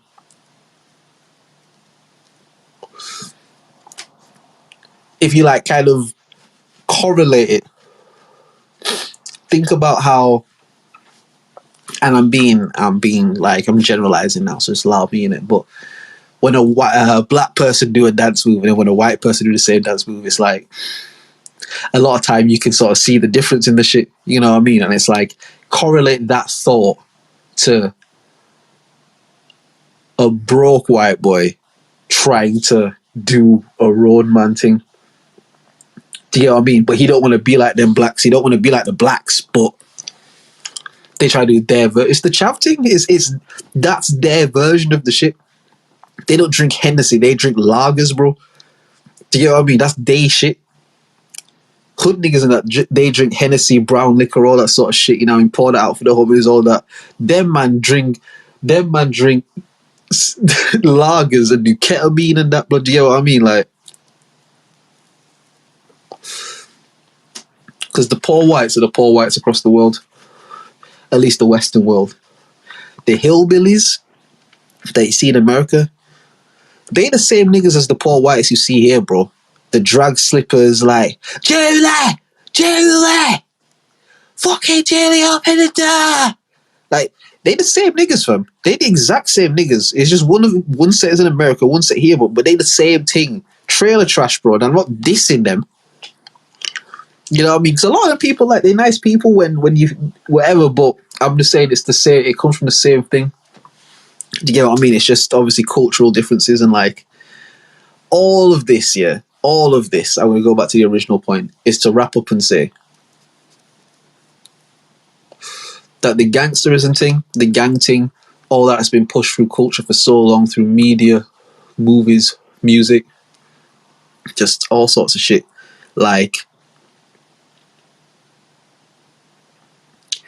the result of it when it's prostituted and sold like cattle is what we're seeing today, is where we're seeing a high rate of young black musical artists be killed because they perpetrate in a certain life and stuff. Like police fucking with it. Like there's just so much of this shit. And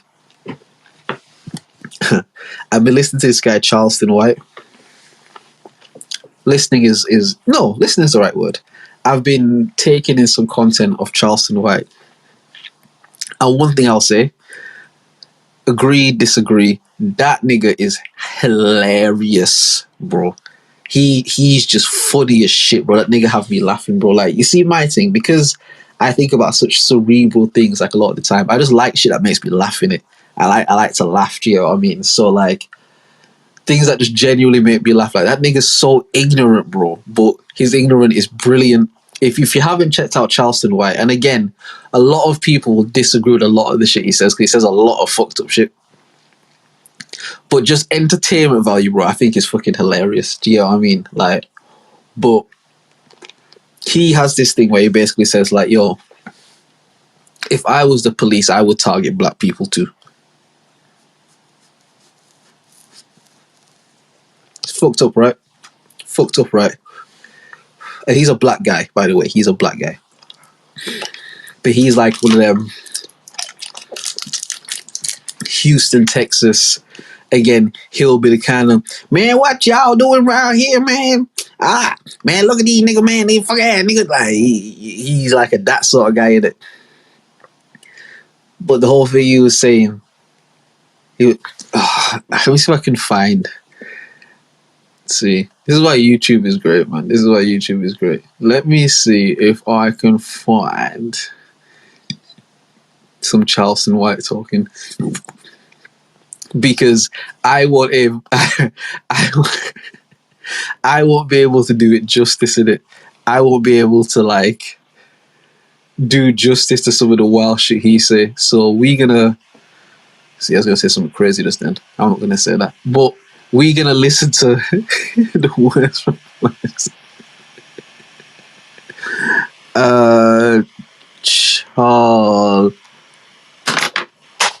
Damn it.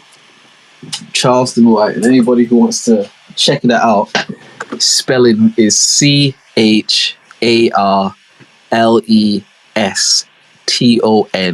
space White, WHITE. Police. Okay. I don't want a long clip though. Just like a little 2 minutes, huh? Alright. I'm gonna just play this one, yeah. Hold on, let me see if there's any ads on this shit. Yeah, there is. Alright, then this ad go by. Then this other ad go by.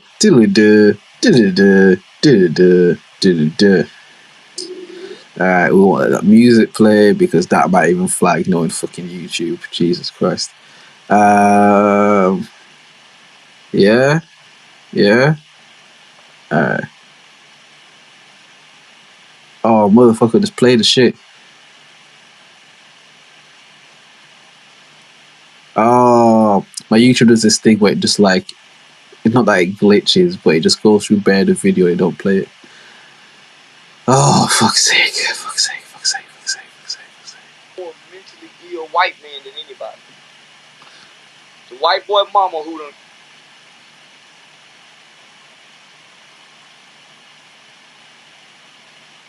Hold on. It may not be George Floyd media status, but that shit happens a lot.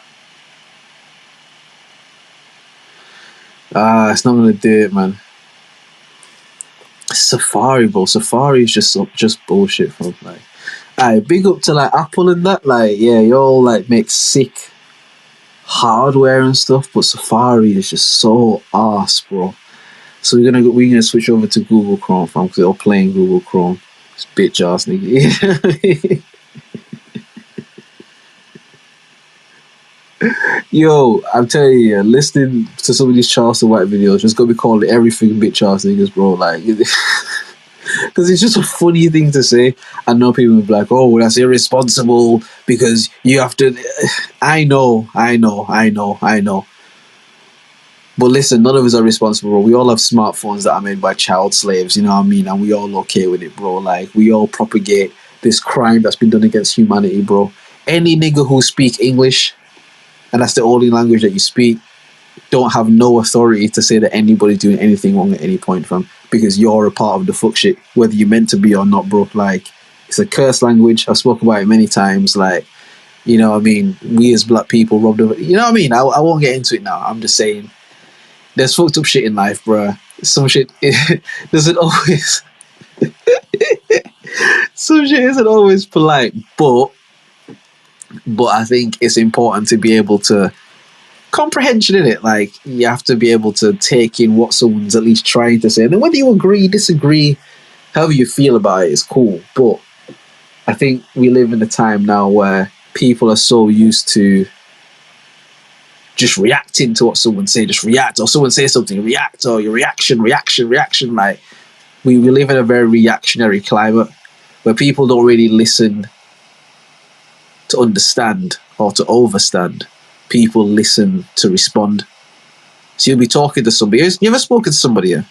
And I'm just talking while this shit loads up, but you ever spoken to somebody and you're talking to them, but you can tell they're not even really deep in what you say to them. Not that you say nothing mad deep, but like they're not even really listening to you. They almost like waiting for you to stop or waiting for their opportunity to just say what they want to say. Like they're not even taking in what you're saying and shit. It's like that's how a lot of people are these days. People don't have the capacity to be able to listen and comprehend very well and use discernment in certain shit. Because again, not in a fucked up way, but like people who are deemed problematic and shit like that, like a lot of times when I go and listen to their shit or listen to some of their shit, like there's a lot of things that they say that's like, I kind of agree with that. You know what I mean? It's like, I have this funny saying, it's like all the people that they call problematic, I think say some really dope shit, personally. Like all of the people, like fucking Ye, Andrew Tate, Charleston White, Kevin Samuels, fucking Malcolm X, Martin Luther King, Jesus.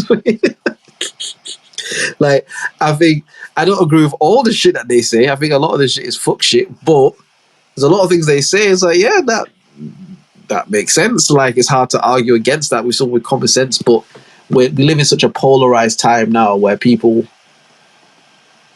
can't even give that. It's just like, nah, if we don't fuck with that person, then fuck anything they say. Nothing they say is right. Do you get what I mean? It's like, back even to the whole snitching thing. I remember when, put on mute. I remember when the whole Tekashi 6ix9ine shit happened. And obviously he, did what he did and that. And, he came out afterwards and said, yo, I was supposed to be rocking with these dudes. I was supposed to be cool with these dudes. These niggas kidnapped me, bro. They robbed me. These niggas was fucking my baby mums. These niggas was extorting me. These niggas were doing all this shit, bro. And you want me to be loyal to them. And they wasn't being loyal to me. What kind of shit is that? And unanimously, everyone told Tekashi to eat a giant dick, bro. We don't give a fuck.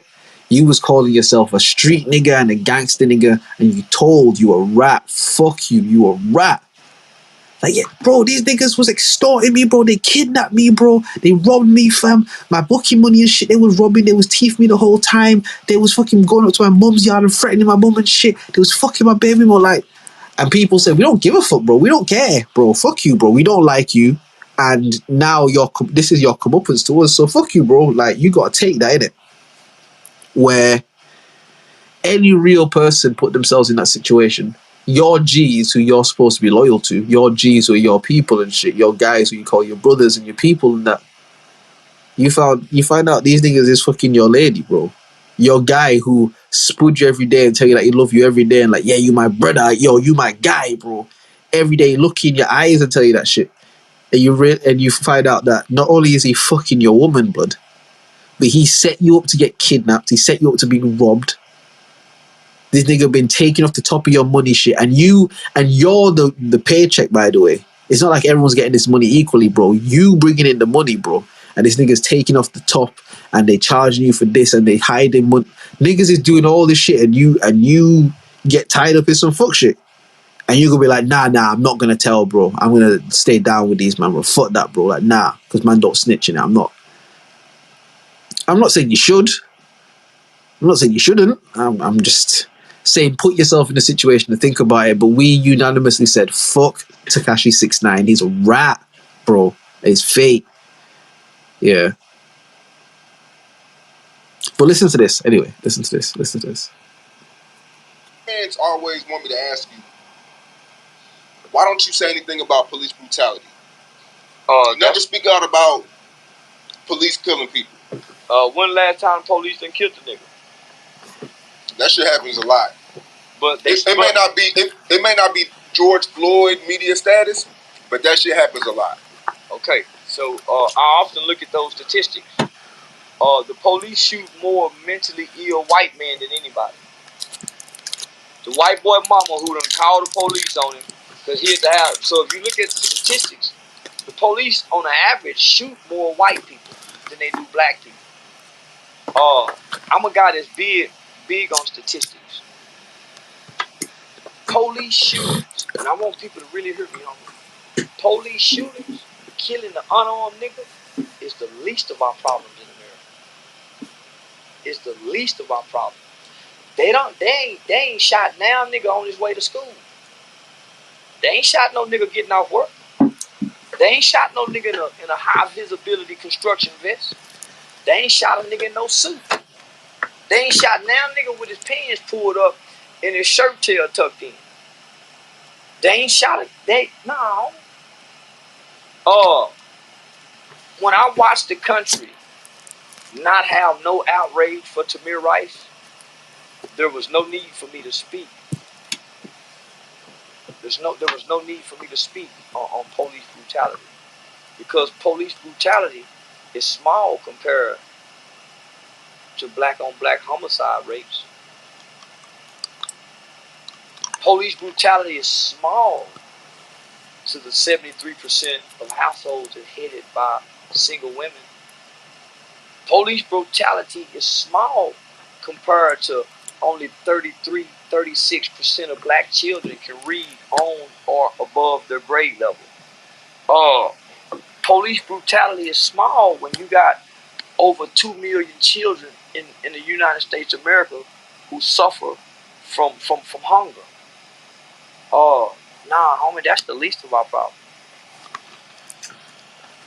So that's just a little clip of man talking here. Now, what I find with a lot of people who they deem problematic, like the messaging usually is very like harsh, very like, nah, fuck this, I don't fuck with that. And the jerk reaction is to be like, bro, the fuck is this guy talking about, bro? Like, nah, bro, we off that. But what I do like is when people have the ability to articulate themselves and actually explain thought and talk through something. So man said to him, yo, people say, like, you talk all this shit, but you don't really speak about, police brutality and that. Like, you don't really talk about nothing like that. And he said, like, nah, like, why would I talk about black police killing black people? Like, why? Like, police kill more white people. You know what I mean? More time it's the mentally ill white boy. You know what I mean? Who've got schizophrenia or something. Like, they'll shoot him or whatever. Fucking, like, nah. And at first you're like, bro, like, look at this coon ass nigga caping for the white people, bro. Of course they kill more white people. There's more white people, bro. If there's 100 white people and there's 5 black people, bro, and the police kill 1 person per week, yeah, more than likely they're gonna kill more white people. But percentage-wise, we killed at a higher rate. The fucking niggas talking about, like, the jerk reaction is to do all of that, innit? But when he starts to speak to, like, even the black on black shit, it's like, okay, that's a point, but we have to look at the conditions that created that. And black people are absolutely accountable in a part of the creation of those conditions. I'll give that. But like I said, well, I didn't say. What I was gonna say is we have to go to the root of the shit. We have to look at everything is cause and effect. Like, shit don't just happen out of osmosis. Like, everything is cause and effect. And so you got niggas in the hood who are just killing each other at this ridiculous rate. Well, why is that happening? What are the conditions that created that? Well,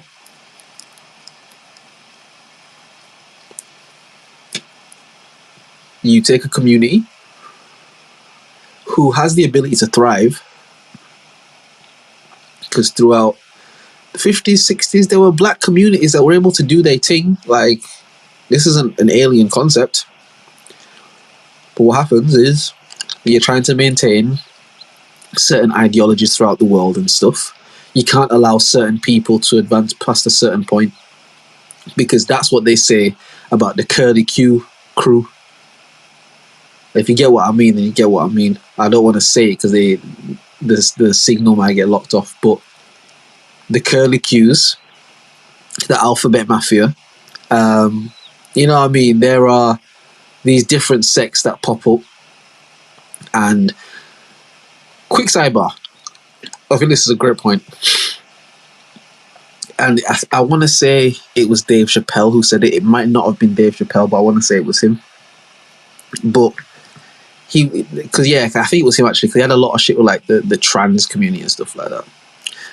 and he spoke about like, yo, when did these niggas get this powerful? Like when did it become like a mad thing to make fun of like gay people and shit? Like when did that become a mad thing? Because we make fun of everybody, bro. To this day, you can go on Rolling Loud stage and scream nigga, nigga, nigga, nigga, nigga, bro, with zero impunity. And that is a gift that we have as black people, by the way. And I think that we as black people don't use that enough. Like, we try to conform to this white ideology thing. Like, nah, nigger is like, that's a part of our shit, bro. Like, it just is. If you're a black person that speak English, nigger a part of your shit, bro. Like, don't run from it. Embrace that shit. Nigger is a part of our shit. When you're talking to your people and then you can say that shit, like, yo, my nigga, listen. Like, we connect off that shit. It's a part of our shit. So, boom, innit? But, like, the way he was, but what was the sidebar I just went on? Fuck, I can't remember. Fuck. Oh yeah, Dave Chappelle. He basically said the reason he believes that a lot of these communities have been able to come up and have the power and shit that they have now is because white men are able to be a part of these communities. So you go to the alphabet guys, the alphabet mafia. White men are able to be a part of that community. You go to the curly Q, at least aesthetically, white men are able to be a part of that community. But the black community, white men are able to be a part of that community. Do you know what I mean? Like the female or the woman community, not the alphabet, but the woman, the female community, like white men are able to be a part of that. And because of that, there are certain communities that are held back on certain shit. And I thought it was an interesting point. It's like, yeah, that is true, because I don't even think a gay person can go like on a public stage and scream the F word with impunity, bro. The fact that I'm saying F word, bro, once upon a time, away from the microphones, bro, like, I would just say that shit with impunity, fam. And you know what's fucked up? I remember back in high school, yeah, we used to, a white boy say nigga, we would just like rush him in it, let's rush him, beat him up, like, fuck it, you said it, bro, so this is the result of that. I remember, obviously you have like, not friends, but like white people that you cool with at school and shit, and the thing they would try to say is like, nah, like we're not trying to say it in a fucked up way, like we fuck with y'all in it, like, but just they white in it, so they just can't say it right, bro. But part of the reason why they can't is our fault as well, because we as black people don't allow non-black people to say the word nigger, which I'm more than happy with, by the way. But because we don't allow them to say it, they don't have a cultural understanding of how to say it with people and be embraced for it.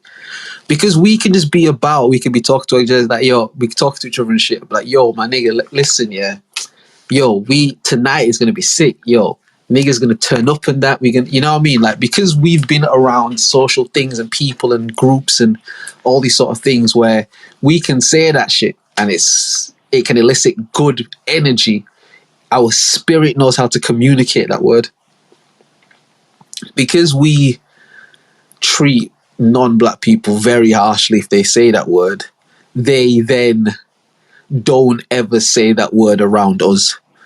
Don't get it twisted. They let that shit fly in the comfort of their own shit, bro. When they safe and shit, they let it fly. Trust me, I know this is a fact, but they don't ever say where we hear it. You know what I mean? And the one thing I've like understood to some degree, especially like the younger ones and that, they just like, yo, listen, these are the guys that make the music that I love, and these are the lyrics of the music. And honestly, I want to rap every word, bro. I don't want to be like, yeah, shout out to all of my like, nah, bro. When he's saying that shit, like, yeah, shout out to all of my niggas, me and my niggas go, you know, to the, like, they just want to be able to sing that shit because that's how the verse go, and they just love that shit. But we like, nah, fuck that. But in the same way, like what they call the F word now, like, there was a period of time where you could just let that fly, bro. I remember being a younger person, like probably more so a kid, bro, there were shows on TV where they let that fly, bro. And okay, let me not say TV. Let me not say TV like fucking like middle of the day family time TV. But you know, like shows on MTV, them old school, like I guess what they would call like edgy sitcom sort of shit. Like, bro, there's a couple of them, bro. They let them shit go. Bro, you know what word they used to let fly with impunity, fam? Sissy, bro. In fact, I think you can still say sissy. But if I was to like go on a public thing and call somebody who might be of a different sexual orientation a sissy, bro, that's big smoke for you, blood. You know what I mean? Like, but like, yeah, they used to let sissy fly with impunity, bro.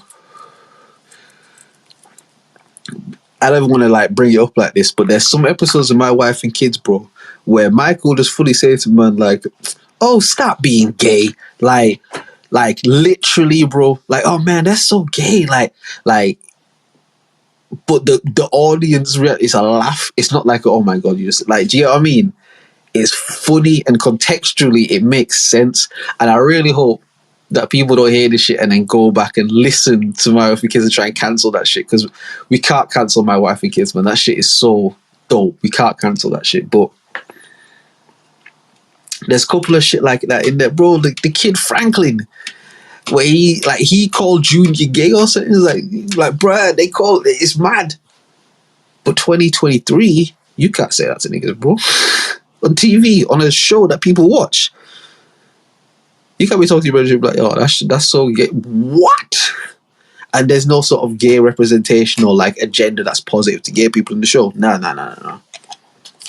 They'll let you do that if the show, like, all right, it's the same concept as like slave movies where they'll let you see how badly black people are treated because it's in the context of a slave movie where these people are the victims of these evil people. So you're framing the black people as the people that are being done wrong by. So because they're being done wrong, and that's what we're trying to show you, will allow you to just see how fucked up they get treated. I will almost put like gas on it in certain instances. It's the same thing with like films, like hate crime sort of stuff against the alphabet mafia. It's like if the agenda behind it is to show you how mistreated this group and community is, then they'll probably have an actor in there that will let F's fly, bro, and like they'll show you how terrible this character is and how fucked up he is, because it's to show you like, see, these people hate us, fam. You see. But I remember back in high school, bro, we used to be like, nigga do some dumb shit, like, oh, that nigga gay, bro, like, but it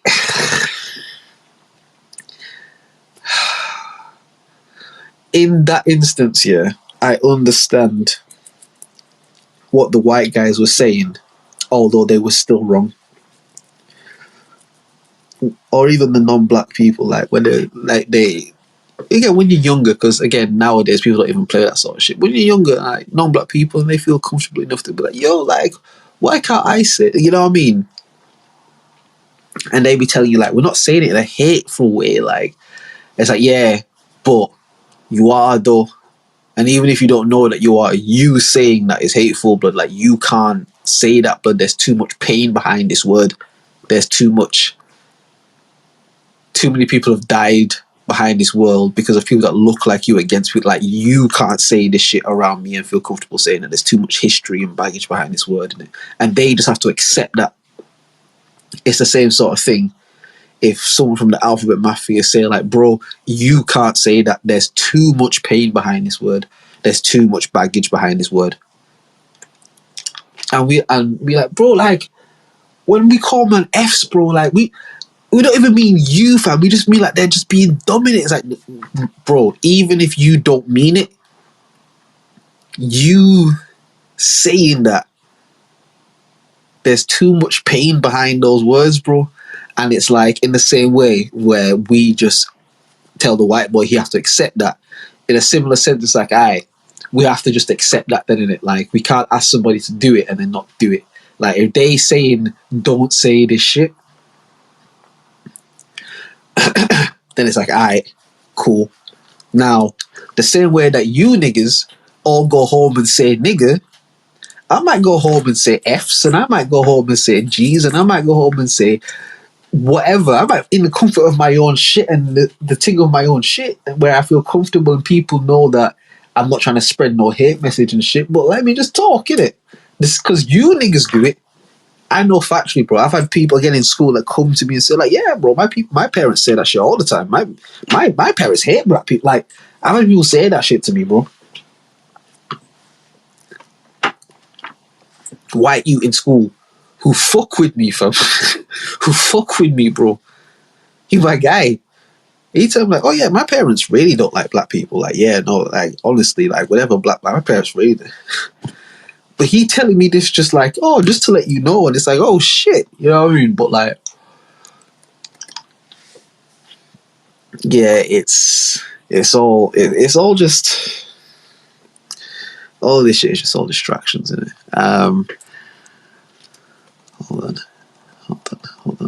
Hold on just a minute.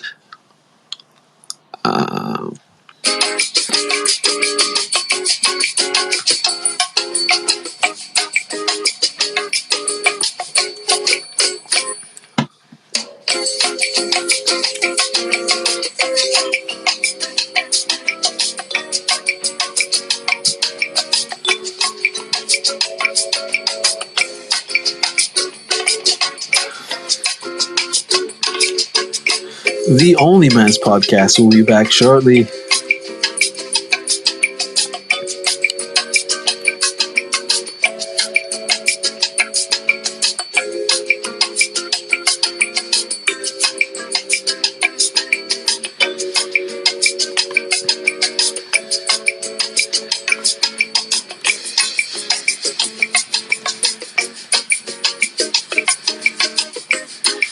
Thank you for listening to the OnlyMans podcast. We'll be back shortly after these non-commercial breaks.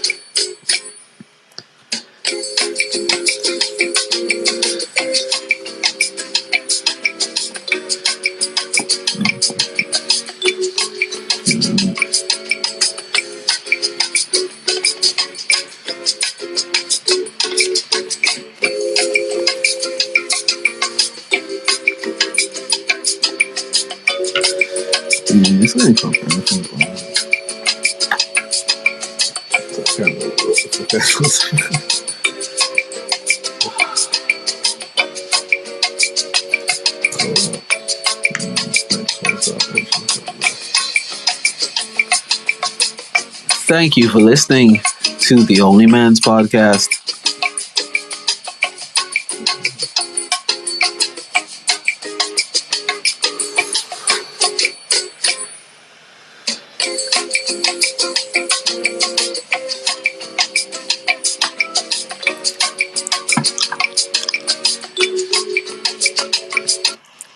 Alright, we back. Hold on, we back.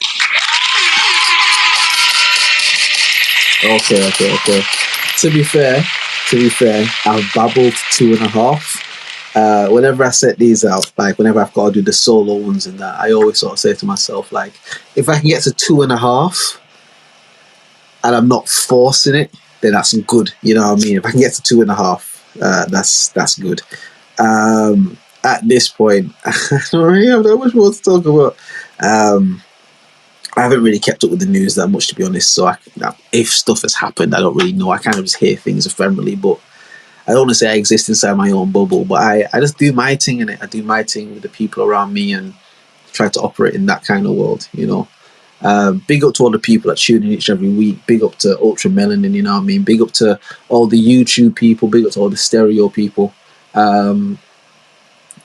I am still wanting to get the pod put on like the proper channels and shit, but in this kind of little interim period, obviously like Will's away and stuff, just in the like interim period, we just kind of we keeping the ship going, you know what I mean? We're trying to keep it going and keep it pushing. So I really appreciate, again, go to that YouTube, subscribe to that, follow the Instagram, follow the Twitter, There is a TikTok page, actually. There is a TikTok page. So anyone who's interested, bro, if you want to start like cutting clips of the show and like, you know what I mean, there could be a spot for you for me get some paid work. You know what I mean? So anyone who want to help the guys out and shit. You know what I mean? But yeah, there's a TikTok. Follow that shit too. But the most important thing that we're pushing right now is the YouTube, man. Go to that YouTube page, subscribe, send it to your friends, tell them to subscribe. You know what I mean? I'm going to take a look at Twitter and see what the fuck niggas is talking about.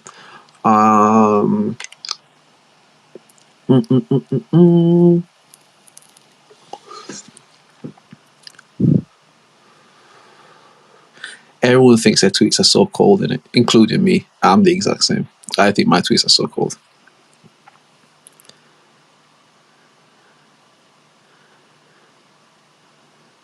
I don't even know what that's about. Yeah, there's really nothing in it. Breaking news. I no longer have enough in the tank. An emotional Jacinda Ardern says she will quit next month as New Zealand's PM. Oh shit. The New Zealand Prime Minister. Wasn't she the lady who like was killing the COVID shit? Like in terms of when like 2020 times, like when it was going mad. Like New Zealand had like the lowest number of cases or like the highest number of whatever, like the least amount of people died, I think, over there. Like apparently I remember they were getting like bigged up for like, yo, they handle this COVID shit so well. Like mad thing. So like, nah, enough now. You lot don't know how. Oh god, hold on.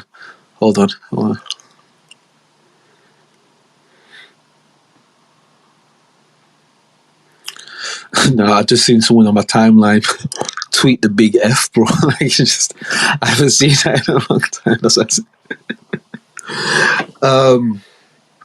I don't remember what the fuck I was talking about. That shit just took my mind completely. It was like, oh shit, he just tweeted that shit, bro. 2023, like, that's crazy. Like, that's crazy. But nah, I respect it, bro. Stand in your deed, innit? Whatever come for you, bro. You have to fucking rep it, I guess, innit? Yo, alright, I just seen this thing on my timeline, yeah. There's like a page I follow. It shows like old paintings and stuff like that. But this one is literally like a thread of the 16 creepiest paintings ever made. So the first one is Saturn Devouring His Son by Peter Paul Rubens, 1636. And it's literally like this old man who looks like naked and shit. And it looks like he eating this kid. Do you get what I mean? And the kid screaming and shit. And it's like, do you think somebody just painted this because it's like, oh, this would just be like a mad thing to see? Like, or do you not think that these things derive from somewhere, bro? I told you, they say slave ships, bro, but like, show me a slave ship in a museum. There ain't no slave ships, bro. These niggas came from somewhere that's not here, blood. Came here and started doing mad shit. But anyway, let me go to the next one. Number 2, the flaying of Marsyas by Titian.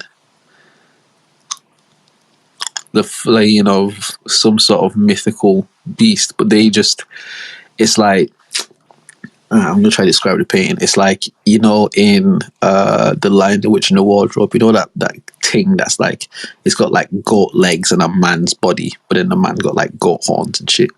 It's like a thing like that. It's like a oil brush painting, so it's a bit not blurry, but it's that kind of like oil brush effect.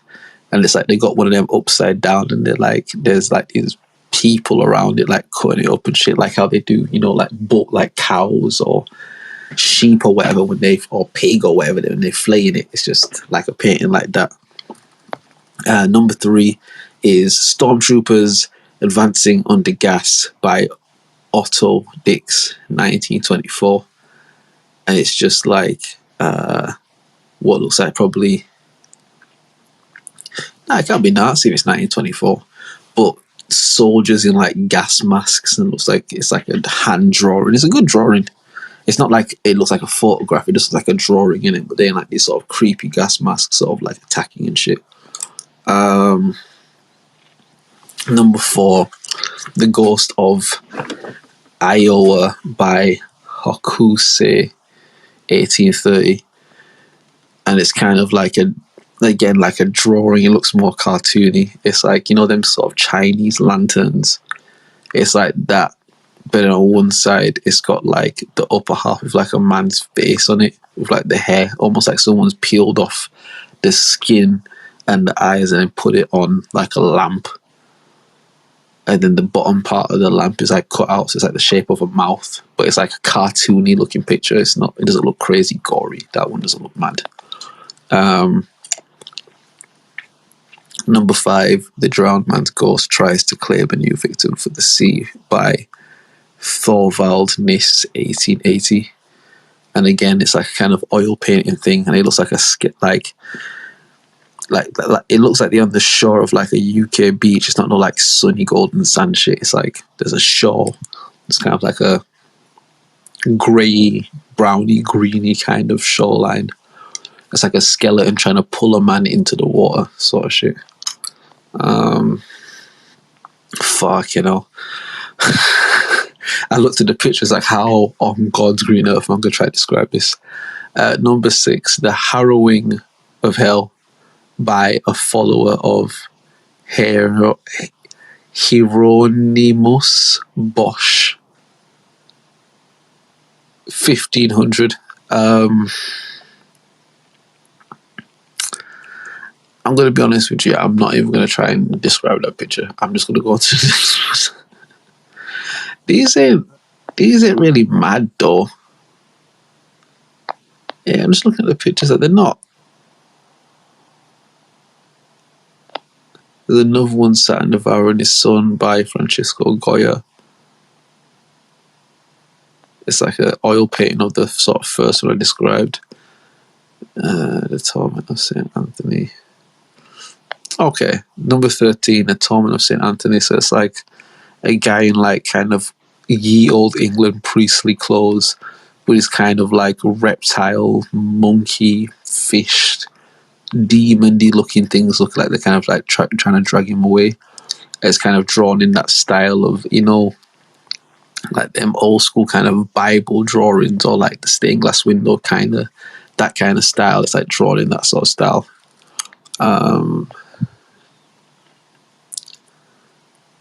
No.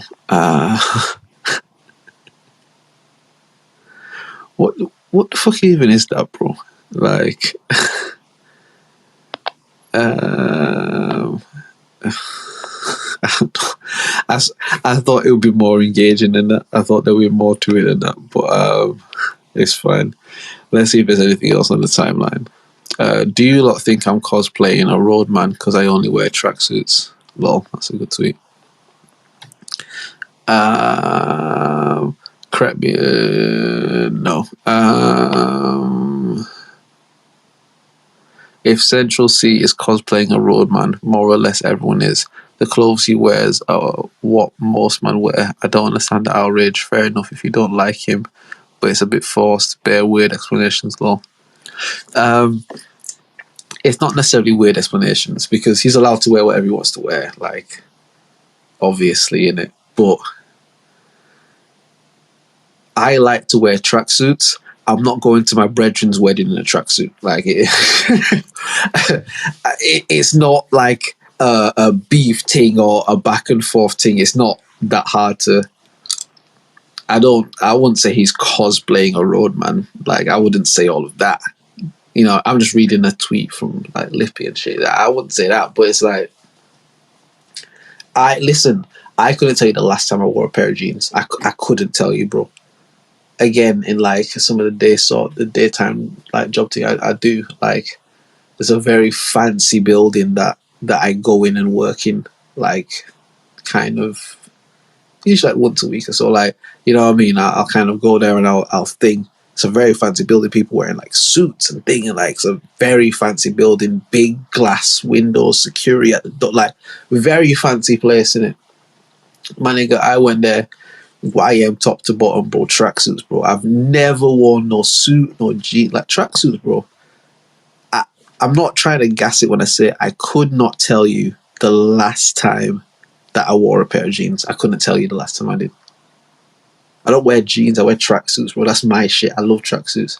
And I would rather get a really nice pair of tracksuit bottoms that almost look as good as jeans than to get a pair of jeans. I like how they fit. I like that they're a bit loose, they're light. Like, I like that shit. I don't want to wear no jeans, bro, with a belt and shit. I don't want to. I did all of that. I got the Louis V belt and showed the buckle. Like, I did all that bullshit, bro. I don't want to wear no jeans, bro. Why? Tracksuits, fam. But all of that said, I am not. I'm not going to my boy's wedding in a tracksuit. I'm just not going to do that. Even if my boy says, "Nah, it's cool," come through in it. Like, nah, it's cool, bro. Like, come to the thing. Because I promise you, yeah, if Drake brought out Central C again and Drake told Central C to wear a suit, he'd wear a fucking suit. I bet you. Even if he wore his dickhead little beanie hat on top, because, oh, this sounds like hate. Listen, I have no problem with Central C. I don't know that nigga. Again, he's someone else whose music I don't listen to. I don't have any issue with him. I've only ever made, like, just comments about passing things. But big up to him. Do your thing. I hope you win. The most comments I make about him is that I think he looks like Android 17 from Dragon Ball Z. I think if you just put a picture of him and a picture of Android 17 next to each other, like it, I think he looks like Android 17 from the original Dragon Ball Z, not like Dragon Ball GT and AF and all that. And I also think he looks like a chemotherapy patient. And I'm not saying that to take the piss. And the old me would have laughed at that because it's funny. But those are the only things I've ever said about him. But is it like, fuck him or this or that? Even people getting onto him about the tracksuit shit. Like, nah, like, if him and his brethren are cool, he can wear a tracksuit, that's his thing, whatever. Like, do your thing in it. I'm just saying, I'm not wearing a tracksuit to my brethren's wedding. Like, I'm not. Even if I just drag on like a blazer and a roll neck or something, like, even if I don't go 3-piece suit or whatever, like, if I want to adapt to look, like, I'm going to try and, because it's a respect thing. It's like, yo, it's your wedding, bro. I'm not going to stand here in a fucking North Face, bro. Like, a North Face on with fucking Nike Tech bottoms. Like, what we doing, bro? Like, this is like, I'm going to show my kids these pictures, bro. Like, you know what I mean?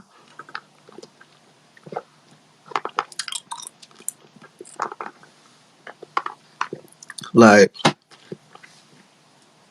again, this is going to sound like hate. I don't wish for any of this to happen.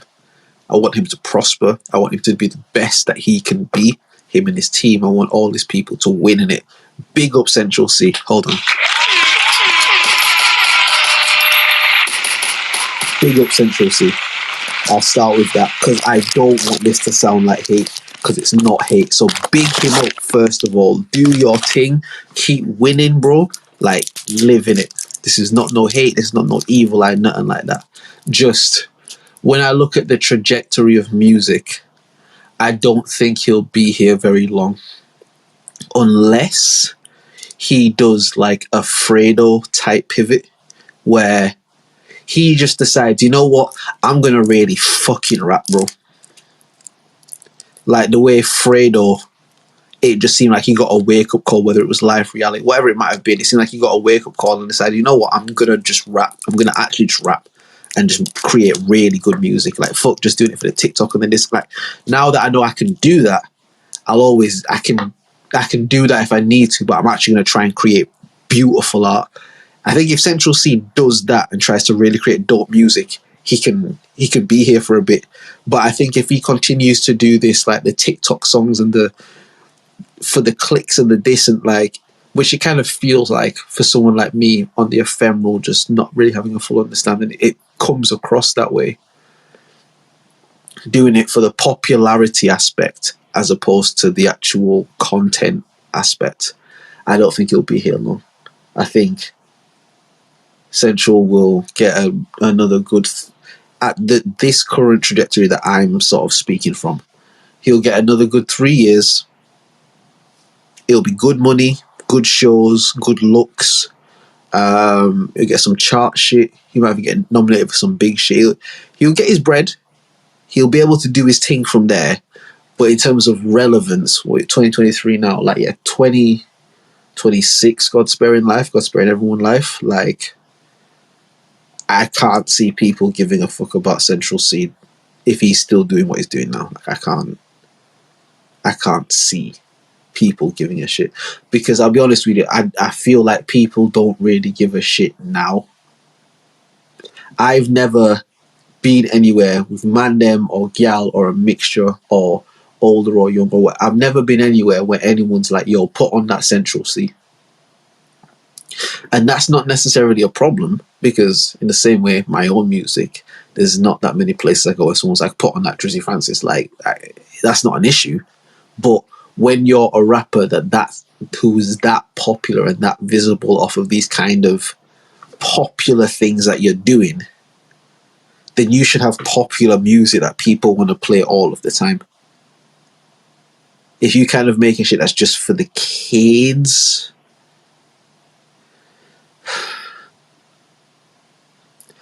unless you commit to being that guy, but then even being that guy is a short window, because you're going to start to get older and then you don't ever want to turn into the creepy guy who keeps talking to the kids.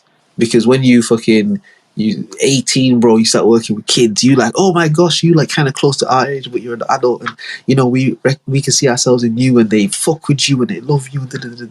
You get to 23, it's like, oh shit, they a bit older, you a bit older, you know. But nah, the new kids coming in, 23-year-old, they see these guys respect you, so they respect you. Get to 26, 27, it's like, alright, you an adult.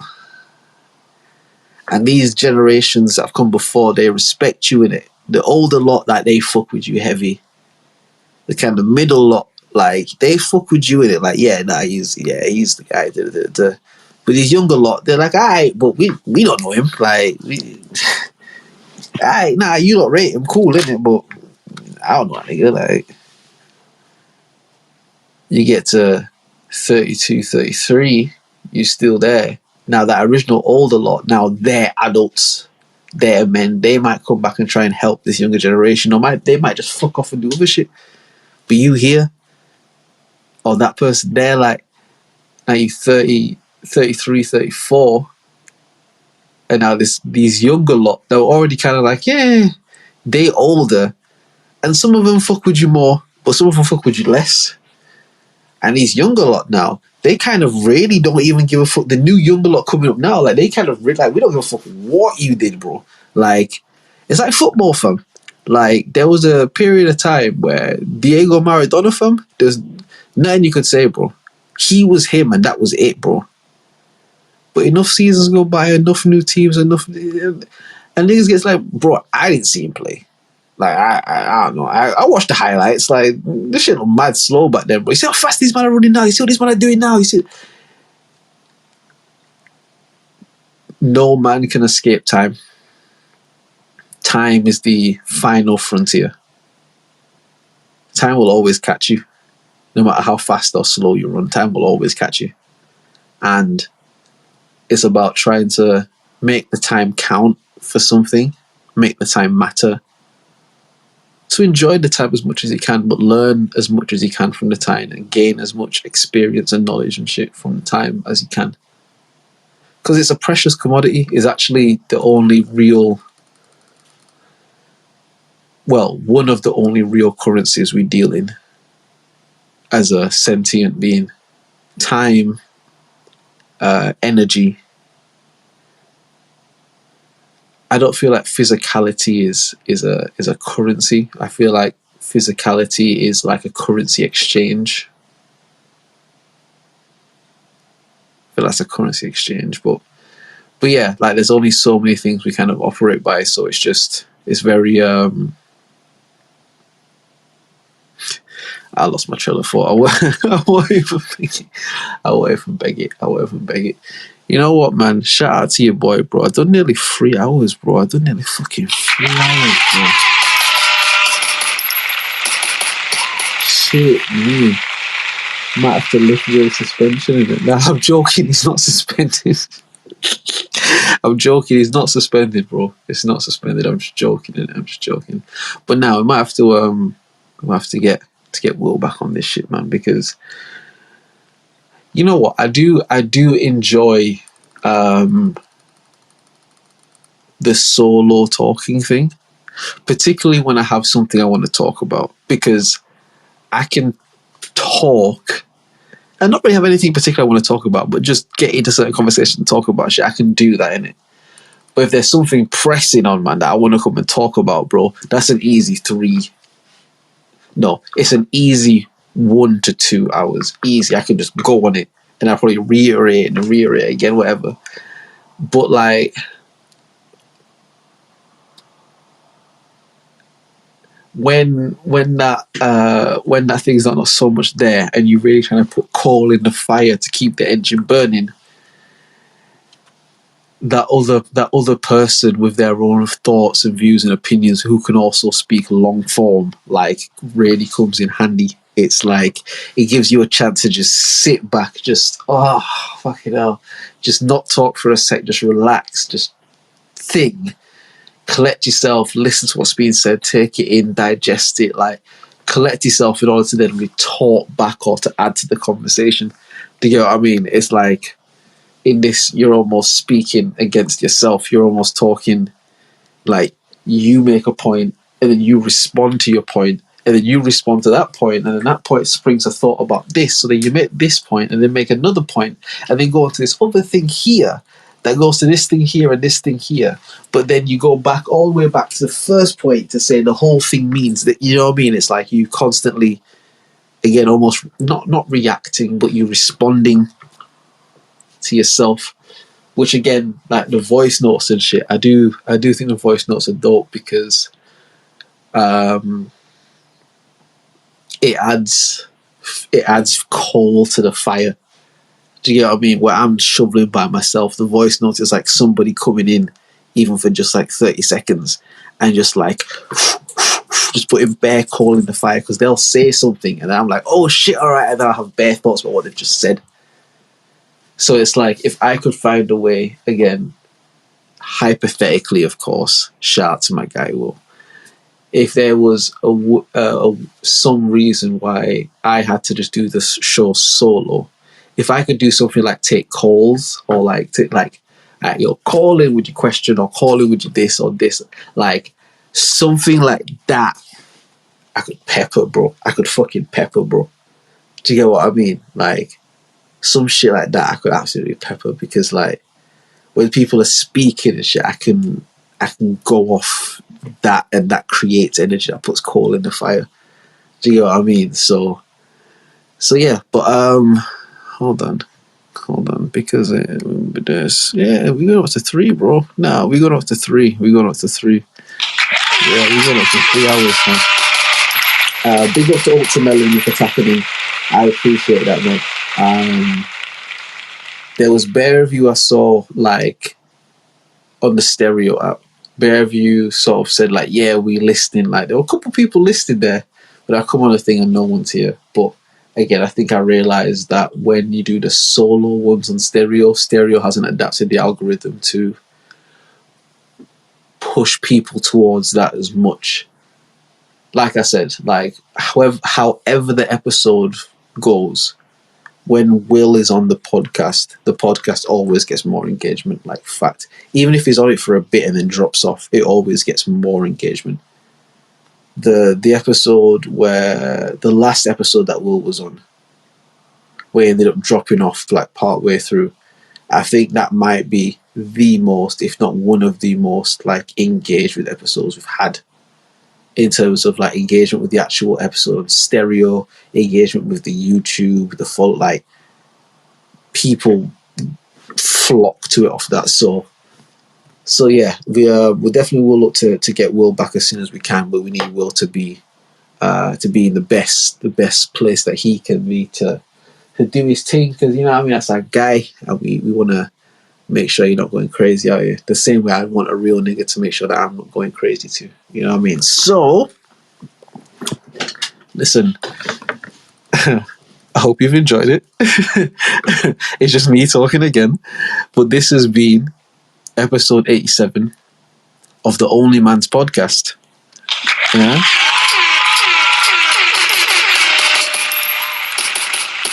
Make sure to subscribe to the YouTube page. Just type in OnlyMans podcast, subscribe to the page, follow myself on Stereo, follow Will on Stereo, follow the Instagram page, Twitter page. You know what I mean? I'm sure if you go on YouTube and type in the OnlyMans podcast like how it is here, then the shit will come up on Google, sorry. So yeah, man, big up to y'all. Man are officially over 3 hours. I love y'all. Stay blessed. And until the next time we speak, man, big love and peace.